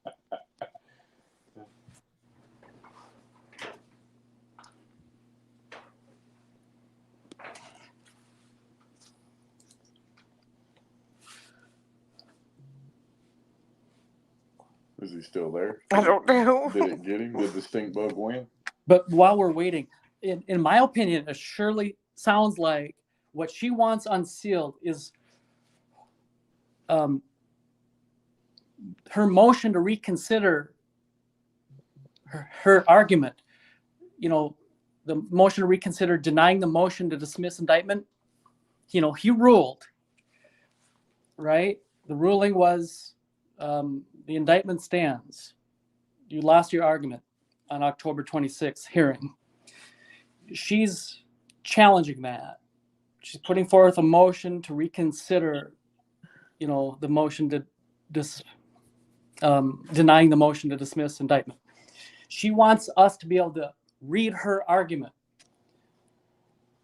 Number one, that's one thing she wants unsealed, in my opinion, is that argument she's making. And then, you know, in other words, the argument being the purpose for why they're gonna be in court on Friday, on the 26th. And also, number two, the state's objection to that motion. She wants us to be able to see that too. She wants us to see that argument. In my opinion. No, I understand what you're saying. That comes right out of that document on January 12th, was it? Yeah, January 12th. Yeah. I believe. Let me make sure. Yeah, January 12th. Motion to unseal.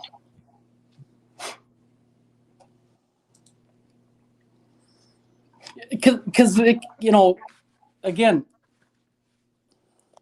there's been a lot of confusion about this. Yeah, there is. Yeah, just those two things specifically.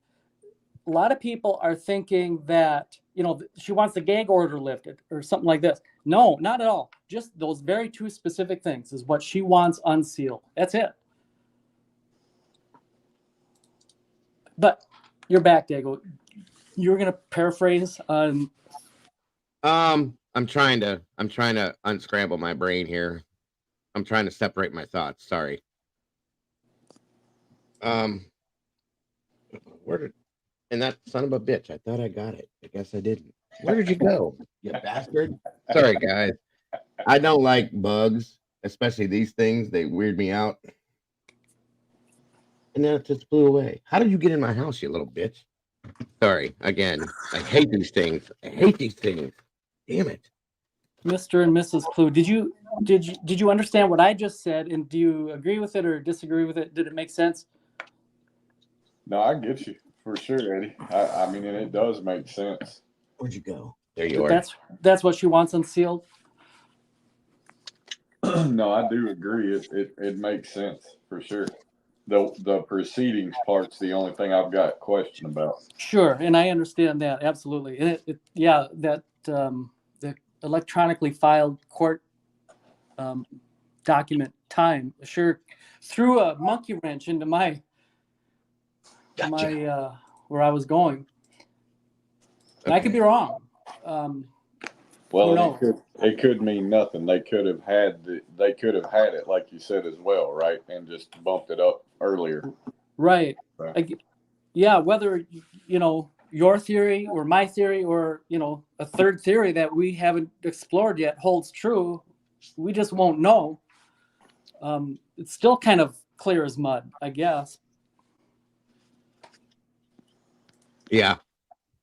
I'm a little bit. I go a little different than what you. I understand what you're saying now. I separated it finally, and now I still feel like that. What she wants us to see. This is just my opinion, though. I know they ain't got no bones. Victoria, I know. But I just don't. I don't like them. Don't like them. But anyway, I feel like that is her point, though, is that she wants us to see. I know what you're saying, Eddie, and I can agree with that too. But I still feel like there's something more that she wants us to see. That's all. Okay. It's good though. It makes sense. It does. Sergeant Friday is here. I see. He is. You couldn't smell him when he came in. He does. Hey, he does have his oddities, or is it quirks? I think it's quirks. It was quirks, wasn't it? Please. Eddie, you pay attention to everything, bro. I love it. That's an inside joke. If some people are going to get that, and some people are going to have to watch the replay. Yep. Exactly. And Mr. Clue was right. Mr. Clue called it right on the spot. He's like, it said it in print right on the screen. There was subtitles.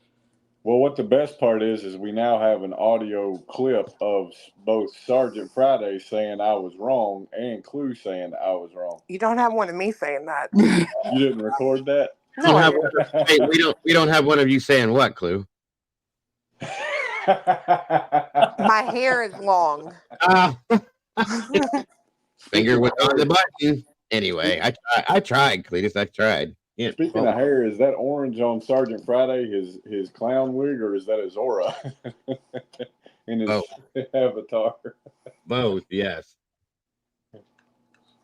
Absolutely. Yeah, those are good. Like, I mean, you really think hard on this stuff, Eddie. I respect that a lot. I'm looking. PS. I just saw your request. PS. Back up. Let me catch it here. Backwards. How far back is it? Yeah, and we can drop that takes a lot of headspace, and I understand if people start getting a migraine after thinking too much on these documents, but it's interesting, and we should know it because here we go. We'd be a lot, we should have a fairly good grasp of what's going on, and I think there's been a lot of confusion in these last, call it half a dozen to 9 or whatever, without counting documents. I would agree with that. Yeah, definitely. Okay, PS. Give me 1 second here. CP24. Okay, 1 moment. All right. This last document, for those of you that didn't know or see it, is that temporary order sealing Exhibit 1 of the state's response to Defendant's 11th supplemental request for discovery pending hearing. Same stuff, but this is a temporary order sealing Exhibit 1. I'd like to know what the hell Exhibit 1 actually is. This is attached to the discovery, the 11th discovery, based on the motion to temporarily seal Exhibit 1 of the state's response to the Defendant's 11th supplemental request for discovery pending hearing filed herein. The court does hereby confirm an order that Exhibit 1 is confidential, exempt from disclosure, and are sealed pursuant to Idaho Court Administrative Rule. We should be able to say that in our sleep now. 32G1 for the reasons stated in the said motion until a hearing can be held on the matter. That's the other document that we haven't looked at yet. So there we go. Thank you for all of that, Eddie. Seriously, I appreciate you, bud. That takes a lot of time, effort, and a lot of brain power to get through all that stuff, brother. So that ain't no joke. Yeah. That ain't no joke. Yeah, thank you for that. They're even highlighted and color coordinated so I could have a better flow of how to, because you're going back and forth between them oftentimes. So your notes has got to be it's organized on those ones. You're right. Oh my gosh. I hope I never end up in a court case against you, Eddie, because I'm confident you would win any that you went into, just from documentation standpoint alone. Good Lord. Exactly. That's why we always say if we can't think of something. Yeah, we'll be on and be like, "Where's Eddie when you need him?" Yeah, we're looking for you anytime we can't think of something, brother. Because we Well, know we you are better off as a team. We are the hive mind, right?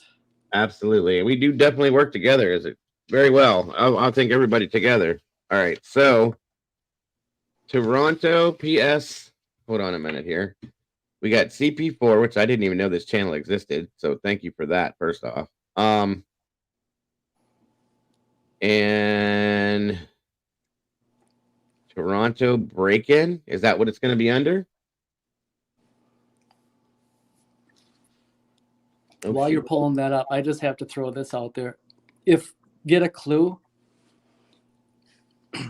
is hearing any of this, I would love for him to share his thoughts on what we discussed. Holy hell. Yeah, that could be interesting. But nicely. Do it nicely. There you go. I see what you're saying, and yes.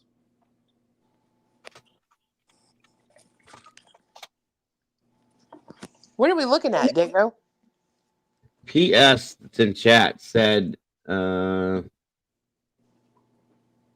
Thank you, Clue, for being tactful. That was really, I appreciate that. That was really tactful. I like that.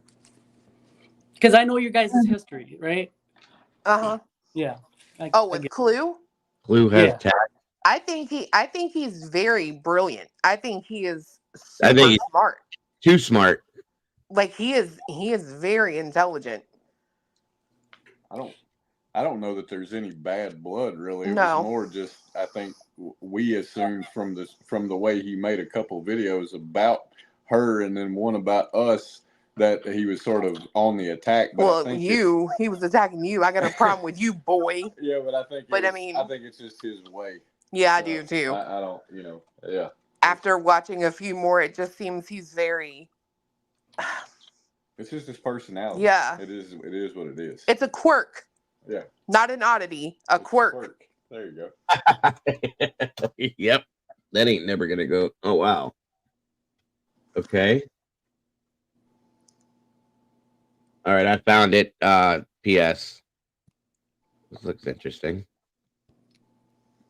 Okay. Hold on a minute.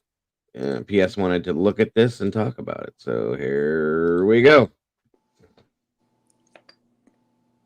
Suspects wanted in a break-and-enter investigation in Scarborough. Police say the suspects entered a backyard in the Beech Grove Drive and Coronation area just before 2:30 a.m. yesterday and attempted to get into that home. Two of them can be seen with handguns. The suspects were unable to get into the house and fled the area in a silver four-door sedan. Anybody with information is asked to call police or Crime Stoppers. Police have released video of 4 suspects wanted. Well, heck, fire. How could you identify them? I mean, for real, but so what? Where is this? Toronto, Canada.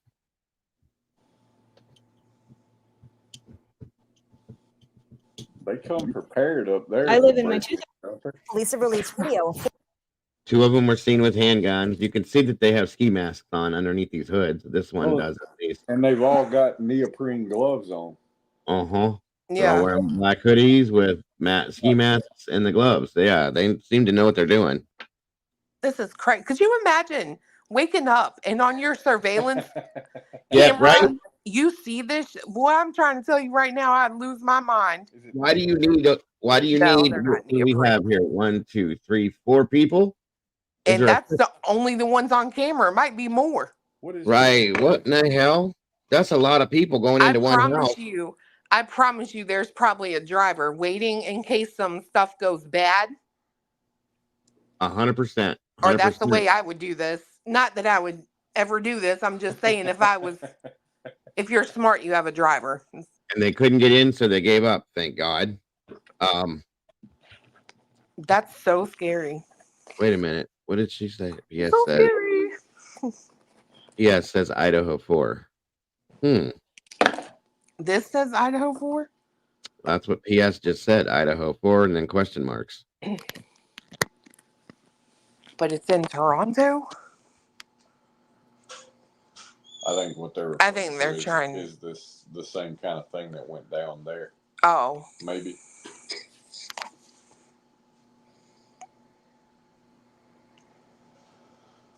Or it's like a clickbait thing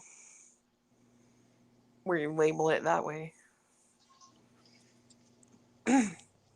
Where did Diego go? I'm right here. Oh, my bad. Let me turn my mic down again. It goes up and down so ridiculously. Your volume and Clue's volume is the same. It's about equal the way I can perceive it. I think different people hear it differently, but this is still creepy, guys. Like, I don't care what. 4 suspects wanted in a break-and-enter investigation in Scarborough. Police say the suspects entered a backyard in the Beech Grove Drive and Coronation area just before 2:30 a.m. yesterday and attempted to get into that home. 2 of them can be seen with handguns. The suspects were unable to get into the house and fled the area in a silver four-door sedan. Anybody? What were they going to do? That's my next question. Yeah, exactly. Because it looks like nighttime. It is 2:30 a.m. It says, and we have 2 of them with handguns, and then 2 other ones, and then possibly a driver.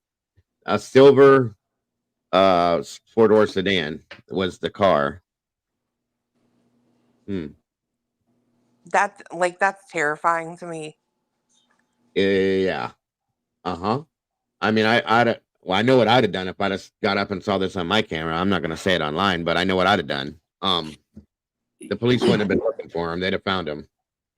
And that's the thing is oftentimes in a situation like that, someone is going to end up either injured or dead. And, they may go into a home and get more than they bargained for. Yeah. That was 8 days ago. The trouble with that is even though that is your castle and you have the right to defend it, you still have to be very careful. Well, not anymore. Around here, we have the stand your ground law here, and we're an open carry state now. So come to my house. Please. But they get all weird. If you get them while they're outside, you better drag that thing back in. Not anymore. That used to be that way. Not no more. Are you kidding me? Look at this shit. This dude's on the phone with police, and there's the. Wait, what? That's gotta be. No, these guys are breaking in. Okay, I see it. I thought this was the homeowner, and that guy was just walking around with him. And this is in Oakville, Canada.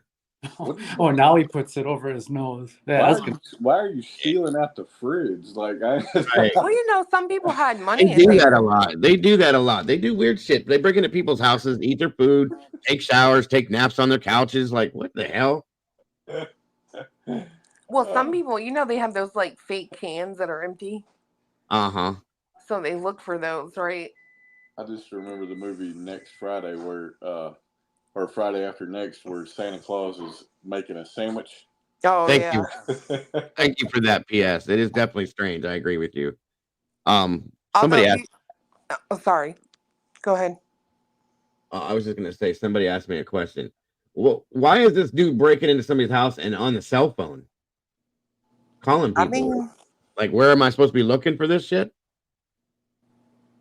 Maybe. Yeah. That is a good point, because it did sort of seem like he was sort of looking around. Well, I thought he was the homeowner at first. I did too. And he come out and like walked into the room with this dude, and next thing you know, they're just like side by side, like ain't nothing but a thing, you know. If you ever watch that, I don't know the name of the channel, but it's like weirdest things caught on doorbell cams. Like some of that crap will scare the living daylights out of you. Oh yeah. Uh-huh. Yeah, I agree. Yeah. Like I said, you come to my house and you're expecting that, no, you ain't leaving the same way you came. That's all I'm saying. Dude is out with the homeowner, maybe. Yeah, okay. That makes sense too. I mean, Anyway, a terror. Good gosh. there is so much. I will say one thing, you guys. Over the past 5 years, oh, that's right, emails. I knew I had to do something. Thank you for reminding me, KA or Miss Pisces. Cindy's watched that. I'm trying to tell you, they got people that come up to your door, like, and then you'll see. I've seen somewhere one person goes up to the door and they'll have like two people hiding off to the side, and you Right. know, like I don't open the door for nobody, and he don't either. Well, at least empty-handed, we don't open the door. But no, you can't stop on the side of the highway and help someone or give anyone assistance anymore. no. You can't trust it. I mean, it's sad. Just call. Keep moving. Call. Call somebody for them. That's what you got to do. If they need assistance, then an officer can respond. Roll the window down and yell to them. I'll be sending somebody your way. Good luck. That's it. Pisces, I covered this case a long time ago. The Cecil Motel, Elisa Lamb story, which was a very weird scenario. It was the girl that they found in the water tank on top of the hotel. Definitely a strange situation. But then the second email goes with the other one. Okay. Yeah, I watched the documentary too. I don't know if you guys have heard that one. It was a very weird story. The Cecil Hotel in Cali. It was reported to be. They actually made a movie about it called Dark Water. It was reported to have been haunted. People were saying. Then this woman disappeared. They couldn't find her. And I watched the full documentary. And the thing that got me with this story, folks, there was like 25 police officers on the roof of this hotel when they were looking for her. Oh yeah, I watched the whole thing on it, Pisces, on Netflix. And they never looked in that water tank. They looked all over the roof, but they never looked there. Somebody was drinking the water. There was I think it was a British couple that was there on vacation. And they were saying that the water tastes funky and things like that. And it was coming out discolored. So the maintenance guy goes and checks the water tank, and I'll be damned if she wasn't there. So the thing that gets me though is this is a tiny little Asian lady that went down in this tank. How did she close the lid to the tank? I mean, she could have done it on the way down, I guess. And then she was found in there with no clothes on. It was I don't know, something is off with that story. It's just weird to me. I do recall that story. Yeah. She might try to go swimming. I doubt it, but I mean. Yeah, it was based somewhat off of that American Horror Story episode. But they made a movie called Dark Water about it completely. They of course they over horrorized it. It was more of a scenario. They said she was she had mental health issues, that was not on medication and may have had an issue and lost touch with herself, because in some of the video you see pictures of her in the elevator and she's like she's hiding from somebody. She gets on the elevator and she ducks out of the way, so on and so forth. It was weird. Definitely a weird scenario. Wait, someone said, crap, the tank had no signs it had been opened. Yeah. It didn't look like it was open, nor as that there was anybody in it, because the way the tank works is you climb up a ladder. Oh, let me show you. It's easier to look at it than for me to describe it. Okay, and that's what got me on it real quick. This is a good story though, for sure. Pisces, it really mesmerized me back a while back. Let me see if I can show you this water tank. Don't get me talking about this, because this story still has me. Oh, I'm about to look into this tomorrow. I love a good mystery, and you throw in the fact that it might be haunted. It's a double bump. That's why we get along. Okay, so the water tank. Here we go.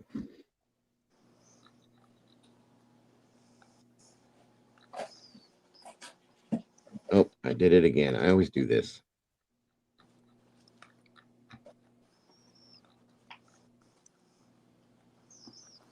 Okay. These are the water tanks. Hold on.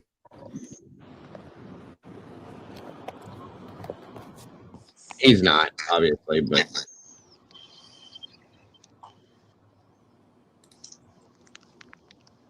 are they going to show? Yeah. Okay. Is it working? All right, so here's the water tanks right here, okay? Now, yeah, it's in San Diego, California. Isn't that what I said? It's in Cali, or did I not? Oh, they're talking about Fantasmic. Sorry, guys. So there's a ladder on the outside of the other side of this tank here. I want to show the top of the damn thing so we can see. All right. And then there's like a trap door on top that you open to get access, an access door, okay? Are you gonna go up there and show it, bro? It says inside water. Yeah. All right, come on. What are you showing this for if you're not gonna? There's the ladder, the outside ladder to climb to the top. That is up there.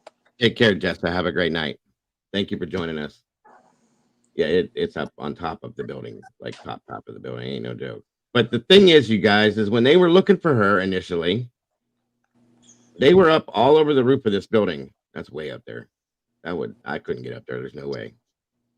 You should watch these videos where these guys climb the radio towers on top of buildings. I've tried to watch that shit. I can't. I go into a panic attack. Oh, me too. Like my heart, like yeah, start going. I'm like, like I can't. Yes, Jennifer, it is. Okay, so there's the. He's on top. Yeah. Real quick, Mr. Cluminati. Lately, I've been watching Pro-Life Spider-Man. Pro-Life Spider-Man. Yeah, it deals with the same subject matter is people climbing these tower spires. Yeah. He's scaling the outside of glass skyscrapers. Yeah, we saw him. No way. I've seen him too.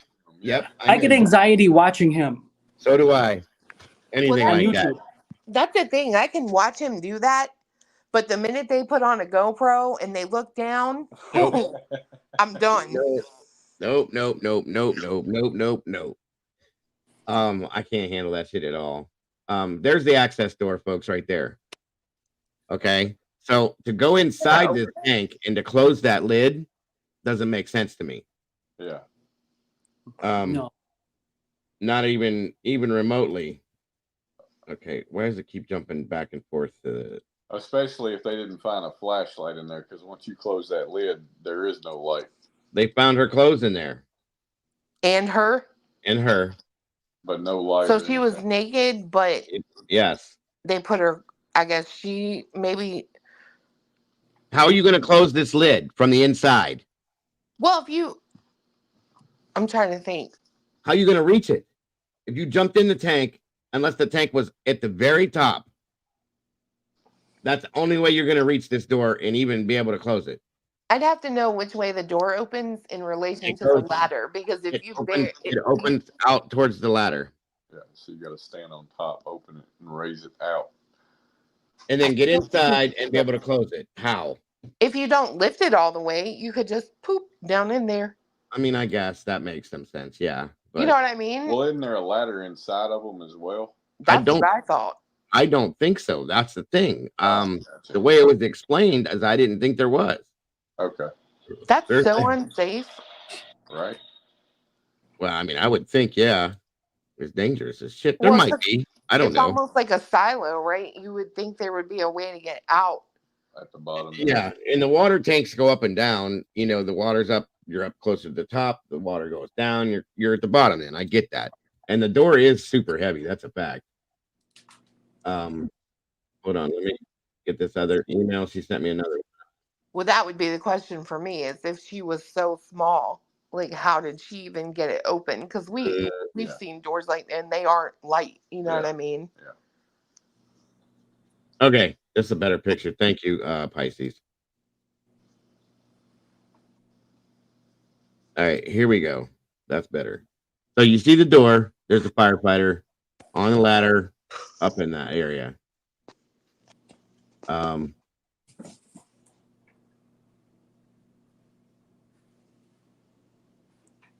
Where's the door?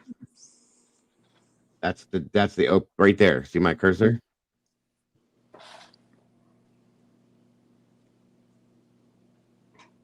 Yeah, but I don't see like a door.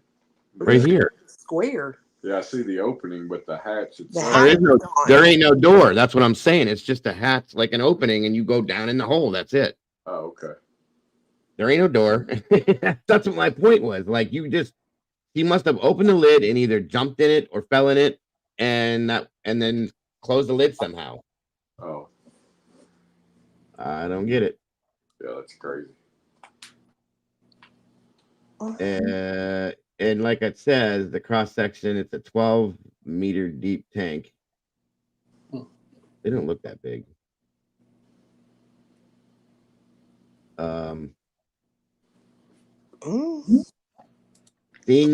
Seeing that the water smelled strange, hospital staff checked it, discovered a disturbing scene at the 12-meter deep water tank.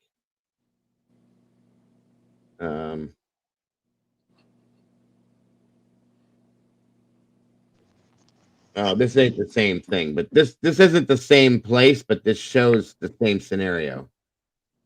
I see what you're saying. That's why you said, I hope you can use it. It makes sense. Thank you, Pisces. Same scenario, different place. This must have been the guy in the tank that they opened that time. Anyway, same exact scenario though, but it creeps me the hell out. The story did. That's why I watched it, because it's like a mystery, and they were saying it was haunted and so on and so forth. And like I said, to watch the video on this girl when they had like what do you call it? Like videos of the hotel area and like her getting on the elevator, and it is on Netflix, Mikey. Yes. And like she comes and jumps in the elevator and she's peeking around the corner like somebody was chasing her, and then you watch the video, there's nobody there. And I'm like, who are you running from? You know what I mean? And you can see on the camera where it looks like the camera, like the lens changes or something. People were saying that was a ghost or something. It was a crazy story. It really got my attention. I had to watch the whole thing on it, and then I found every other documentary I could find on it from that point on.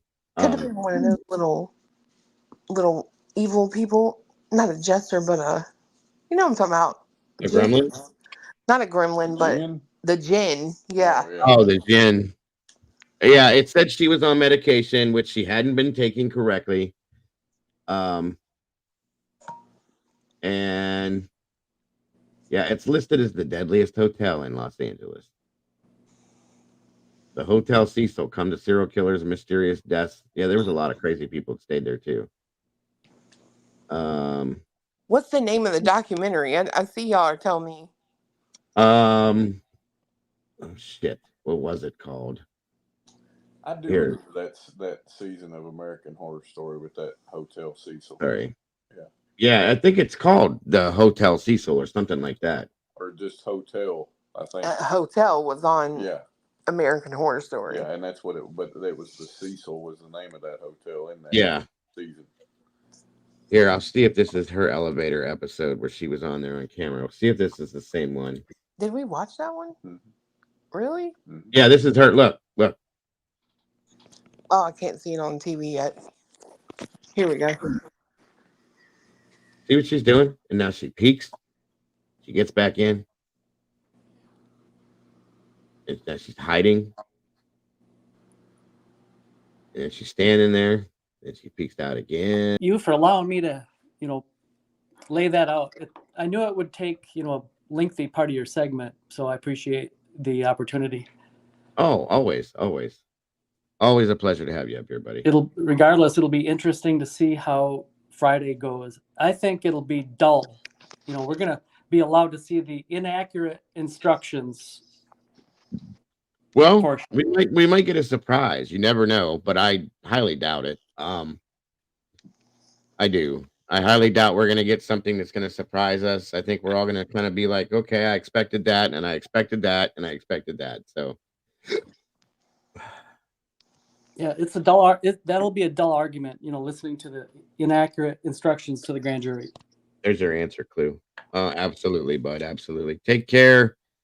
Who just said that? Gotta go. Zelda. No problem, hon. Thank you so much for helping tonight. Great job tonight. I appreciate you, and thank you for joining us. It's closed right now. They're trying to convert it to a low-income housing for the Skid. Yep, I did read that story too. Thank you, Jennifer.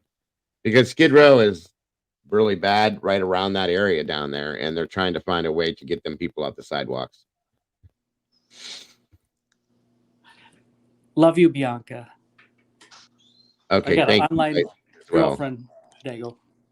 I've seen that. I've been watching that interaction be good. Very good. This one seems a lot more together. Eddie's a good guy. Anybody that could end up with Eddie is a lucky lady. That's a fact. Was the hotel sued by her family? Roof access should have been restricted, not accessible to the public. I wouldn't doubt the water tank lid was open, like access to the right. I mean, it's possible, CL. I don't know that. That's a good question, though. They probably should, and it's such an old hotel. Like that hotel, when you watch, I'm not going to spoil it for anybody. I want you guys to go watch this. It's really, really interesting. It's one of the let's do this again. One of the oldest hotels in that area. I know it's so sad it's shut. I hate when they do that, like close really old places with history. Yep. It had a really cool history too. They showed all that in the documentary about when it opened, what it was like back in the 20s and stuff like that. It was pretty neat. Loved it. Senny just said for you to rent it out and we can all meet up there. Oh my God, that would be insane. Can you imagine that? I know, because I said I bet I can rent it out and go ghost hunting there. She thinks I'm kidding, but I'm not. You and Cletus and my wife and me are ghost hunters, so I mean, that would be fun. First off, just I think hanging out together, all of us would be the most amazing thing of all things. But the ghost hunting part would be a blast. Yeah, yeah. I would have some stuff up your way in Ohio. Like 100%. I have like a list of like 25 places I want to go up there. We have so much stuff here. So much stuff here. And there's something down by you that I was supposed to go to in August, but I couldn't. It's called the Octagon House. You ever heard of it? Octagon Hall. Octagon Hall.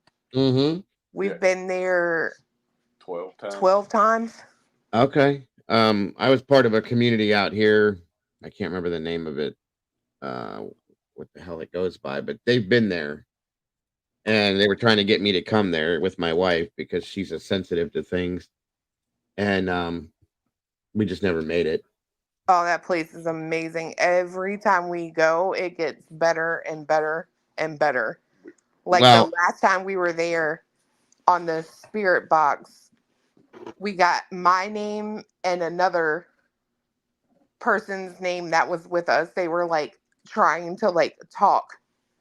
Like it's crazy. And one time I was there and I asked one of the little girls that's known to be there to sing. I was like, we're to be real quiet. And I want you to sing a song for me. And everyone got real quiet. And all of a sudden you heard a little girl just like humming. It was so crazy. Everybody was like, what the was that? The last time they were there, I was live with them. I was watching the cameras for them, and I was watching the chat, and they were hunting, right? Yeah. I swear to God, there's mannequins in the basement of that place, right? Yeah. Everywhere. I swear to God, my right hand to God on my grandkids, I watched one of the mannequins, his faces move. Yes, you're talking about them two ones in the kitchen downstairs. The one that was, I guess, at one point a slave for that's the one that I swear I watched the facial expression on her face change, and I was like, "What?" Let me tell you, like I love going everywhere in that place. Inside, outside, something evil happens to me. I'm not kidding. One night we were in the graveyard in the slave cemetery. Yep. And I was sitting on the ground. We were all sitting, and something kicked the literal shit out of me. There was something seen in the is there like a shed type thing off to the right side of that place? Yeah, the summer kitchen or a barn. A barn is a barn. Like there was something that they saw and they caught on camera out there. Don't go in there. Don't go in there. I got bit in that barn, and we walked back inside, and when we were in the lights, you could literally see teeth marks all the way in like a perfect circle. Vicky, she comes in here, not the one that's in here now, but Vicky is another lady that comes in here. She got like scratched on her arm in there, like deep scratch. Yeah, like it was crazy, like to look down and see like an entire mouth mark, and I felt it when it happened. I was like, something just stung me. I thought it was a bug. And we got inside, and you could see an entire like 2 rows of teeth in a circle. I was like, hell no, I wouldn't. And it's really weird because you'll see lights that like flash. It's almost like lightning. Yes, they were talking about some alien thing out there too. Yes, like that place is. It was off the hook. Seriously. The coolest thing we've caught there, we had everybody in the main dining area. Oh, and we had cameras set up all throughout the house, and one of them was in the library in the basement. And that basement library has a switch that's it's a dial switch. So you know the further right you turn it, the brighter the lights get. Yeah. And we were all in the dining room, and we, with a camera downstairs, caught the light in that library come on, and there's no way to do that without somebody physically turning that dial. And something like that happened there too. It was in a different part of the house though, and a light flickered on and off, and the cameras all went dead too. Yeah. Everybody's cameras that were there, like they were losing power like crazy. It was insane. That was nuts. For you to find teeth marks on your body though, like that would be when I'm like, okay, we need to like move along now. Yeah, I won't never like if there was a group of like 50 people and it might not like one of those 50, I'd probably go in there, but it would take a lot, and I know I wouldn't sit in that bitch by myself. Like you couldn't pay me $12 million. Wow. You couldn't give me Amazon to sit in there by myself. Yeah, I've heard that too. Most people don't want to. So this here video, real quick, I've watched this before. These are supposedly the 10 most horrifying places in Ohio to go. Okay. Some of these places I've been to. There's more than this, but these ones are good. So I'll show this to you guys real quick. If you're interested in Ohio, no joke. We got some crazy shit here. Building was built in 1886, and fun fact, the film Shawshank Redemption used this place as a filming location. If you have seen the film, the building is used as the entrance to the Brewer Hotel, where Brooks and Red stayed after they were paroled from Shawshank. The real building, though, is haunted. While here many people experience a feeling of dread and sadness, particularly on the 3rd floor. Many people also report an overwhelming sensation of darkness when on this floor, so if I were you, I would just stay away from the 3rd floor in general. Disembodied footsteps, I've voices never been to this being place poked yet. and pushed, I want to black go shadows though. and dark figures caught in images seems to be something that happens a lot. Spirits of a young girl, Ruthie, her aunt, and the spirit of a retired worker who died in an accident before leaving the building are 3 identified spirits that stay here. In past investigations here, investigators have received audible responses to their questions. Yep, the ghosts spoke to them. One piece of audio evidence was when an investigator asked if they could speak to Ruthie, and a voice was caught saying, "Is Ruthie here?" In addition to Ruthie, people have witnessed the spirit of a woman throughout the upper floors, people in Victorian clothing, and the sounds of people working. Number 9. Staley Road. Sometime in the early 1800s, pioneer John Wrench used the services of 3 Staley brothers to build a flour mill. The finished structure was to become the first double-wheeled mill in Ohio. The business flourished, and after several years, John had made enough money to retire been to and this ended one. up selling his mill to Elias Staley. The mill was then passed down to his brother Andrew and continued to produce flour until 1905. Today, the mill is still standing, and on Staley Road, named for the brothers, winds its way past and through the woods. It has become something of a rite of passage for local teens to drive this road at night to show how brave they are. It's been said that Old Man Staley went on a rampage, ending the lives of many, and is now haunting the road. Motorists say that they often experience unexplained car trouble, and some have even seen Staley's ghost standing next to or even lying in the road. Number 8. The Golden Lamb. As the oldest hotel in Ohio, the Golden Lamb has seen more than its share of famous Not this guests, one yet, but I including want to Charles go here Dickens, too. Mark Twain, Daniel Webster, and 12 American presidents. Yeah. 12. It's fantastic, but there's also been death and tragedy in the hotel. Guests have cited a girl who may be Sarah Stubbs, the niece of the hotel manager in the 1800s, or possibly Eliza Clay, a girl who died of a high fever at the hotel in 1825. The ghost of Charles R. Sherman, an Ohio Supreme Court justice who died at the inn in 1929, is said to appear in the hallways as a gray, gaunt man and conjures the smell of cigar smoke. Charles's death left his wife and 11 children, including Civil War General William T. Sherman, penniless. As a result, most of his children were put up for adoption, and some say the guilt of his family's too, demise David. keeps his My favorite spirit at author. the inn. Number 7. Moonville Tunnel. Located deep in the woods, the tunnel is framed by been a to this. faded This is stone crazy. archway covered in moss. The tunnel itself is long and extremely dark. It's actually an out-of-work stretch of railroad track that leads to an old coal mining town. If you're brave enough to venture through it, you might see the ghost of Frank Lawhead, an unlucky train conductor who met his end in a head-on collision with another train. We went to this and we stayed in that area overnight. We did this from 10:30 at night till 3 in the morning. Never go back there again. This place scared the shit out of What me. is this one called? The Moonville Tunnel. The Moonville Tunnel. Oh. This is interesting. I'm telling you guys. You guys know what suggestive feelings and hearings and sights are. We all know that, okay? When you go somewhere expecting to see, feel, and hear things, you're going to, of course, not things like this.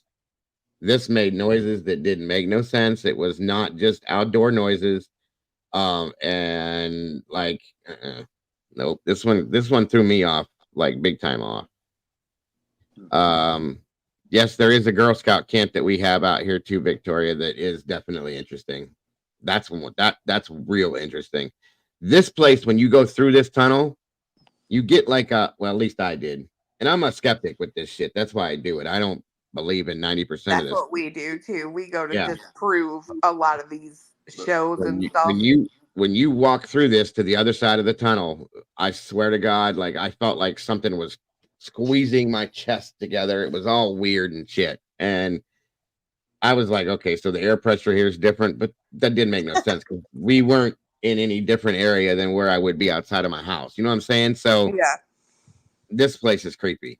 Visitors in the area have taken photos with cameras or phones, only to look back at them later and notice the pale figure of a man they didn't see before, or phantom train lights blazing at the end of the tunnel. It's also said if you listen carefully, inhale deeply, and blink intermittently, you may encounter spirits from another time. The piercing whistle of a train rounding a curve, the smell of lavender wafting from a woman in an old-fashioned dress, or even the glow of gaslit lantern We did go up on top up here, and we were up here doing EVPs recordings, and my wife, it wasn't lavender. My wife said she smelled like rotting meat or something weird like that. And Oh, I was that's not good. I couldn't do that. If I smelled lavender, I'd be out. I hate the smell of lavender. That is just it wasn't nasty lavender. stuff. It wasn't lavender because she likes that. She said it smelled like old, rotten, like when your freezer goes bad and the meat goes bad, that type of smell. And I couldn't smell it. She did though. So we were sitting right here doing EVPs, and we picked up some weird sounds on the EVPs. We had to climb all up through here to get up there, or up this side. It was actually interesting as shit. I'm telling you guys, if you get a chance to go to that, go to it, please. Just don't. I wouldn't do it in the middle of the night like we did. That was dumb to me because, like, I felt like I was trapped. It's black. You think that like there's no lighting at all, even with flashlights, you still can't see. It's black in there. I Black. bet it's dark as crap at nighttime. That's what I'm saying. Super, super, super dark. Even with flashlights, you still can't see. Like if you stood right here at this tunnel entrance, we have good flashlights. They're expensive, right? And to look at you could only see about maybe 7 foot maybe into that tunnel. You definitely can't see the other end of it. You can't see things anywhere through it, and to walk through it in the middle of the night with that flashlight is a joke, guys. It's like it never ends. It was creepy as shit. One of the scariest things I've done, and I've been through some stuff. So illuminating the face of the weathered brakeman. So that's fun. Number 6, the Buxton Inn. The Buxton Inn was built by Orrin Granger in 1812 as an inn and tavern, and it also served as Granville's first post office and as a stagecoach stop. I'm just gonna say it, this place is haunted. The first ghost spotted in the Buxton Inn was the first owner, Orrin. Other ghosts include the Lady in Blue, rumored to be the former innkeeper, Ethel Bonnie Bonnell, Major Buxton, whom the inn was named, and even a phantom cat seen slinking along the halls. There's been strange activity like footsteps and doors opening on their own reported in the inn's basement, where stagecoach drivers would often stay during their stopovers in the past. However, the ghosts just don't stay in the basement. Oh no. Rooms 7 and 9 are said to be the strongest places for activity, with apparitions appearing. One guest even reported a ghost cat showing up to cuddle and purr in the middle of the night, which, like, oh, that's so cute. Guests have reported strange phenomenon throughout the hotel though, like their names being called out and invisible footsteps. I would not want to sleep there. Number 5, woods surrounding London. Okay, again, not London, England, but London, Ohio. Deep inside I've been here too. This is actually not that far from where I live now. This, just listen to this. these woods sits an old abandoned barn that is so rotted away it is practically melded back into the trees. It's rumored that ghosts like to spend some time here. If you ask anyone from the area, they'll tell you that these woods are haunted. According to legend, a family of 5 was traveling through the woods in the late 1890s when they were stopped and had their lives ended by a band of thieves. Those brave enough to wander through the woods of London at night have reported hearing gunshots and disembodied screaming. Others have felt a sudden drop in temperature before seeing a strange white mist hanging in the trees. Let me just say, it's a no for me. Number 4, Ridges Asylum. Ridges Asylum originally opened in 1874 and was known as the Athens Asylum for the Insane. It had 2 wings, one for females. This place I've been to, this is in Athens, Ohio. This place, listen. I think I watched that one with you that evening. Yeah, I was telling everybody about everywhere I was at. This place, guys, is nuts. I would totally go there. These are my favorite. I love the asylums. I love anything that's like this. Listen, this place, the Mansfield Reformatory, and the Moundsville Reformatory were the three creepiest things that we did. This one, though, this set it off. This was nuts. Female patients and one for the male patients. The most violent patients were housed at the outermost tip of each wing. By the start of the 1900s, the asylum had become dangerously overcrowded, and rumors of inhumane treatment at the hands of the overworked staff were growing. Despite this, it was not officially closed until you were here for this, 1993. Eddie. Some parts of the building are still in use, while other areas are completely abandoned. One of the scariest places in the building is the outline of a body where Margaret Schrilling died in 1979. She apparently got lost in the disused part of the hospital in the winter of 1978-79 and was not found for more than a month. That outline, they used bleach and every other cleaning material that you can think of to scrub that with brushes and everything, even steel wool. That outline will not come off that concrete, no matter what they do. And that was a person? Yeah, she laid there for a month. And then they found her. And it's so gross. There's no smell to it where the body was, but the stain is there. It don't come off. There's no blood. They got the blood off, the seepage and the blood fluids, body fluids and all that, but the outline of the body is still there. It's creepy as shit. When the corpse was eventually removed, it left a stain that could never be washed away, which just makes me gag thinking about it. But imagine the smell, like, ew. Ugh. She is one of the many ghosts who is said to walk the asylum at night. Strange figures have been seen roaming around the old floors. Others have heard disembodied voices, footsteps, and screaming. Most appealing to imagination is the basement. Some claim severely disabled patients were kept on chains in dungeon-like places. The story that they told us about the basement is this is where they did like electroshock therapy, really, really nasty things to specific patients down here. And this place is heavy. When you go down here, and you know what I mean by heavy? Yeah. It's heavy down there. I mean, for real. And I don't even believe in this shit. I wanted to get, you know that feeling when you walk in somewhere and you want to leave immediately because you just don't feel right? Yeah. That's what it was like in there. Like when you're walking away, you feel like there's somebody walking behind you and there ain't. Yeah, that's the whole time I was in that basement. That was just weird. People who moved in Travis. That's the way the basement at Octagon Hall is too. That's what that's what they said. Yeah. This place is deep though, guys. It's really heavy in this basement here. Some say they've even heard the chains being pulled. Oh, and there's also a cemetery on the grounds which holds over 1,930 bodies. Of those, 700 women and 959 men lay under the headstones marked with only a number, which is sad. Number 3. Bobby Mackey's. Built in 1850, Bobby Mackey's is said to be the most haunted nightclub in America. When it was first built, the building served as a slaughterhouse and meat I want to packing go here facility. really The bad. standard for most slaughterhouses. Yeah, we do too. Today, the facility featured a well to collect the runoff of animal blood. This place was on Unsolved Mysteries too, and I watched that. There's been multiple docs on this. This place looks really, really interesting to me. Yeah. Yeah. It is. It's on our get to it list. Yeah. Same here. One day we'll get there.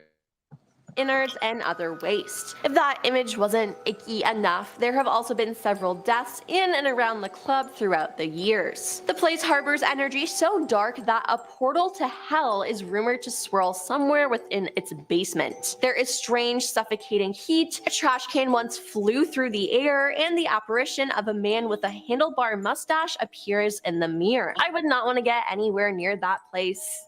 Ever. Number 2, Licking County Jail. Originally opened in 1889, the Licking County Jail is now home to only prisoners serving afterlife sentences. It contains stacks of cramped, grimy cells lining its dimly lit halls. Since being put out of commission, the jail has become a notoriously haunted hotspot. While it was operating, a total of 3 sheriffs and 19 inmates died on the premise. If you make your way to Licking County Jail, it's said you should peer between the cell bars as figures of prisoners listeners are said to peer back. Visitors have reported hearing cell doors slamming, being touched, whispering in your ear, whistles, the sound of footsteps, some of those being what seems residual, the jingling of keys, screams, and moaning, as well as seeing strange light anomalies, full shadow figures, and photos with unexpected images in them. That sounds absolutely terrifying, and I would not want to go there. And coming in at number 1 is Sedamsville Rectory. The Sedamsville Rectory is a historical building that once served as the home for priests of Our Lady of Perpetual Help Church. Priests of questionable moral character were rumored to live here, if you know what I mean, including a man who was moved around considerably before retiring from the priesthood,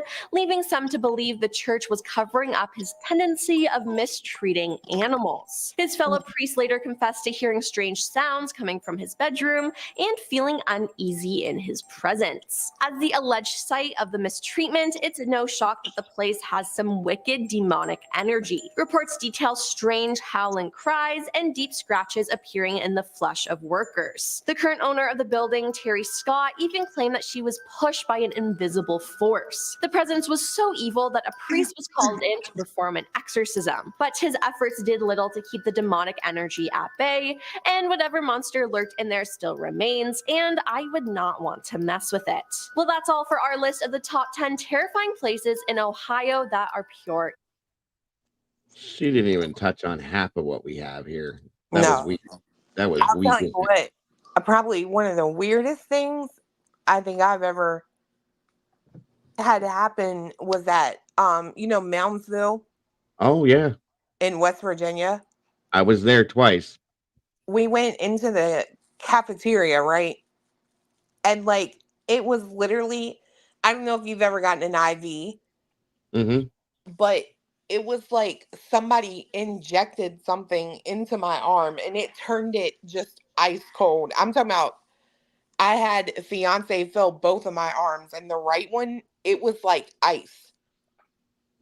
Yeah, it was crazy. And it went numb. Like, it was literally like somebody had just put something in my veins. That's crazy. In the basement, like not the Sugar Shack, but the Oh yeah, that other place. I wouldn't go down there. I didn't go down there. I was like, no. the boiler room. My wife and I were on different sides of the room. She was like in that corner. I was over here. And she was like, "Stop doing that." And I was like, "Who are you talking to like that?" And she was like, "You stop." And she was like, "Wait a minute, where are you at?" And I said, "Over here," because you know how dark it is in there. Like, okay, it downstairs. Something touched the back of her neck, like this. Okay. And we turned the lights on. There was nobody nowhere near her. She was standing there with an EVP recorder in the other corner, and I was standing in front of her, like 30 feet away from her. And the dude next to me was calling out the guy that got his head cut off in the basement down there on the toilet, basically. Yeah. That story they were telling, calling him out, saying, you were a little bitch. You were the warden's little bitch, huh? So on and so forth. And that's when she felt that. I was like, all right, guys, we're going outside now. That was crazy. But yeah, Moundsville we locked down in there from 9 p.m. till 7 a.m. Or no, 11 p.m. till 7 a.m. I think we locked down. We went inside the doors and they ran us. They took us through their own little like tour of it. And then they let us go inside for the rest of the night by ourselves. It was interesting. Very interesting. We went to Trans Allegheny too. Mm-hmm. The lunatic asylum. Yep. Yeah, but we didn't hunt there. We didn't either, because you have to make special appointments and pay for certain things there. And she stole a Tic Tac container full of rust from one of the rooms or one of the outbuildings. It was on the floor. It fell. Like, it was just rust. Like, literally, I took a pocket full of rust. When you guys went to Moundsville, was the were the gallows still standing? At the south entrance or whatever it is. Yeah, where they used to do the hanging. Yeah. Okay. Yeah, they was there when I was there too. I guess they've torn that down since. Oh wow. What? Yeah, that's gone now. Because I did it. I showed them. I used to do paranormal stuff on Fridays, and I showed the community here, places that I went. That was one of them, and I showed them the whole tour of the whole place and everything, and everything, and it was gone. When I was a newer video I was looking, I'm like, damn, it's gone. I wish I could remember the name of the place I want to go. That's in like, is it Pennsylvania? That one old asylum that, I mean, the craziest, unimaginable. Oh, Penhurst. the yeah, Penhurst, it was the tuberculosis place. Yeah. I Yep. want to go there. I do too. so I do bad. too. That place is huge too. I Maybe know we could somebody throw- said in the comments, they're like, you guys should do all 50 states. I'm like, I would do this full time. Ghost hunting is probably the most expensive Yes, it hobby. is. Like Yes, it is. if you go with a group, like anybody can take a tour. But like Mm-hmm. the first time we ever went, it was actually to Octagon Hall, and we did just that. We took a tour, right? Most miserable experience of our lives. Like the people that were like running it, they just let everybody go and do their own thing. So even if you got something on your recorder, like you didn't know if it was a group Somebody else. talking. Yeah, yeah. See, that's unorganized, and I don't like that either. I get it. No, so we rent places out now. We just rent the whole damn place.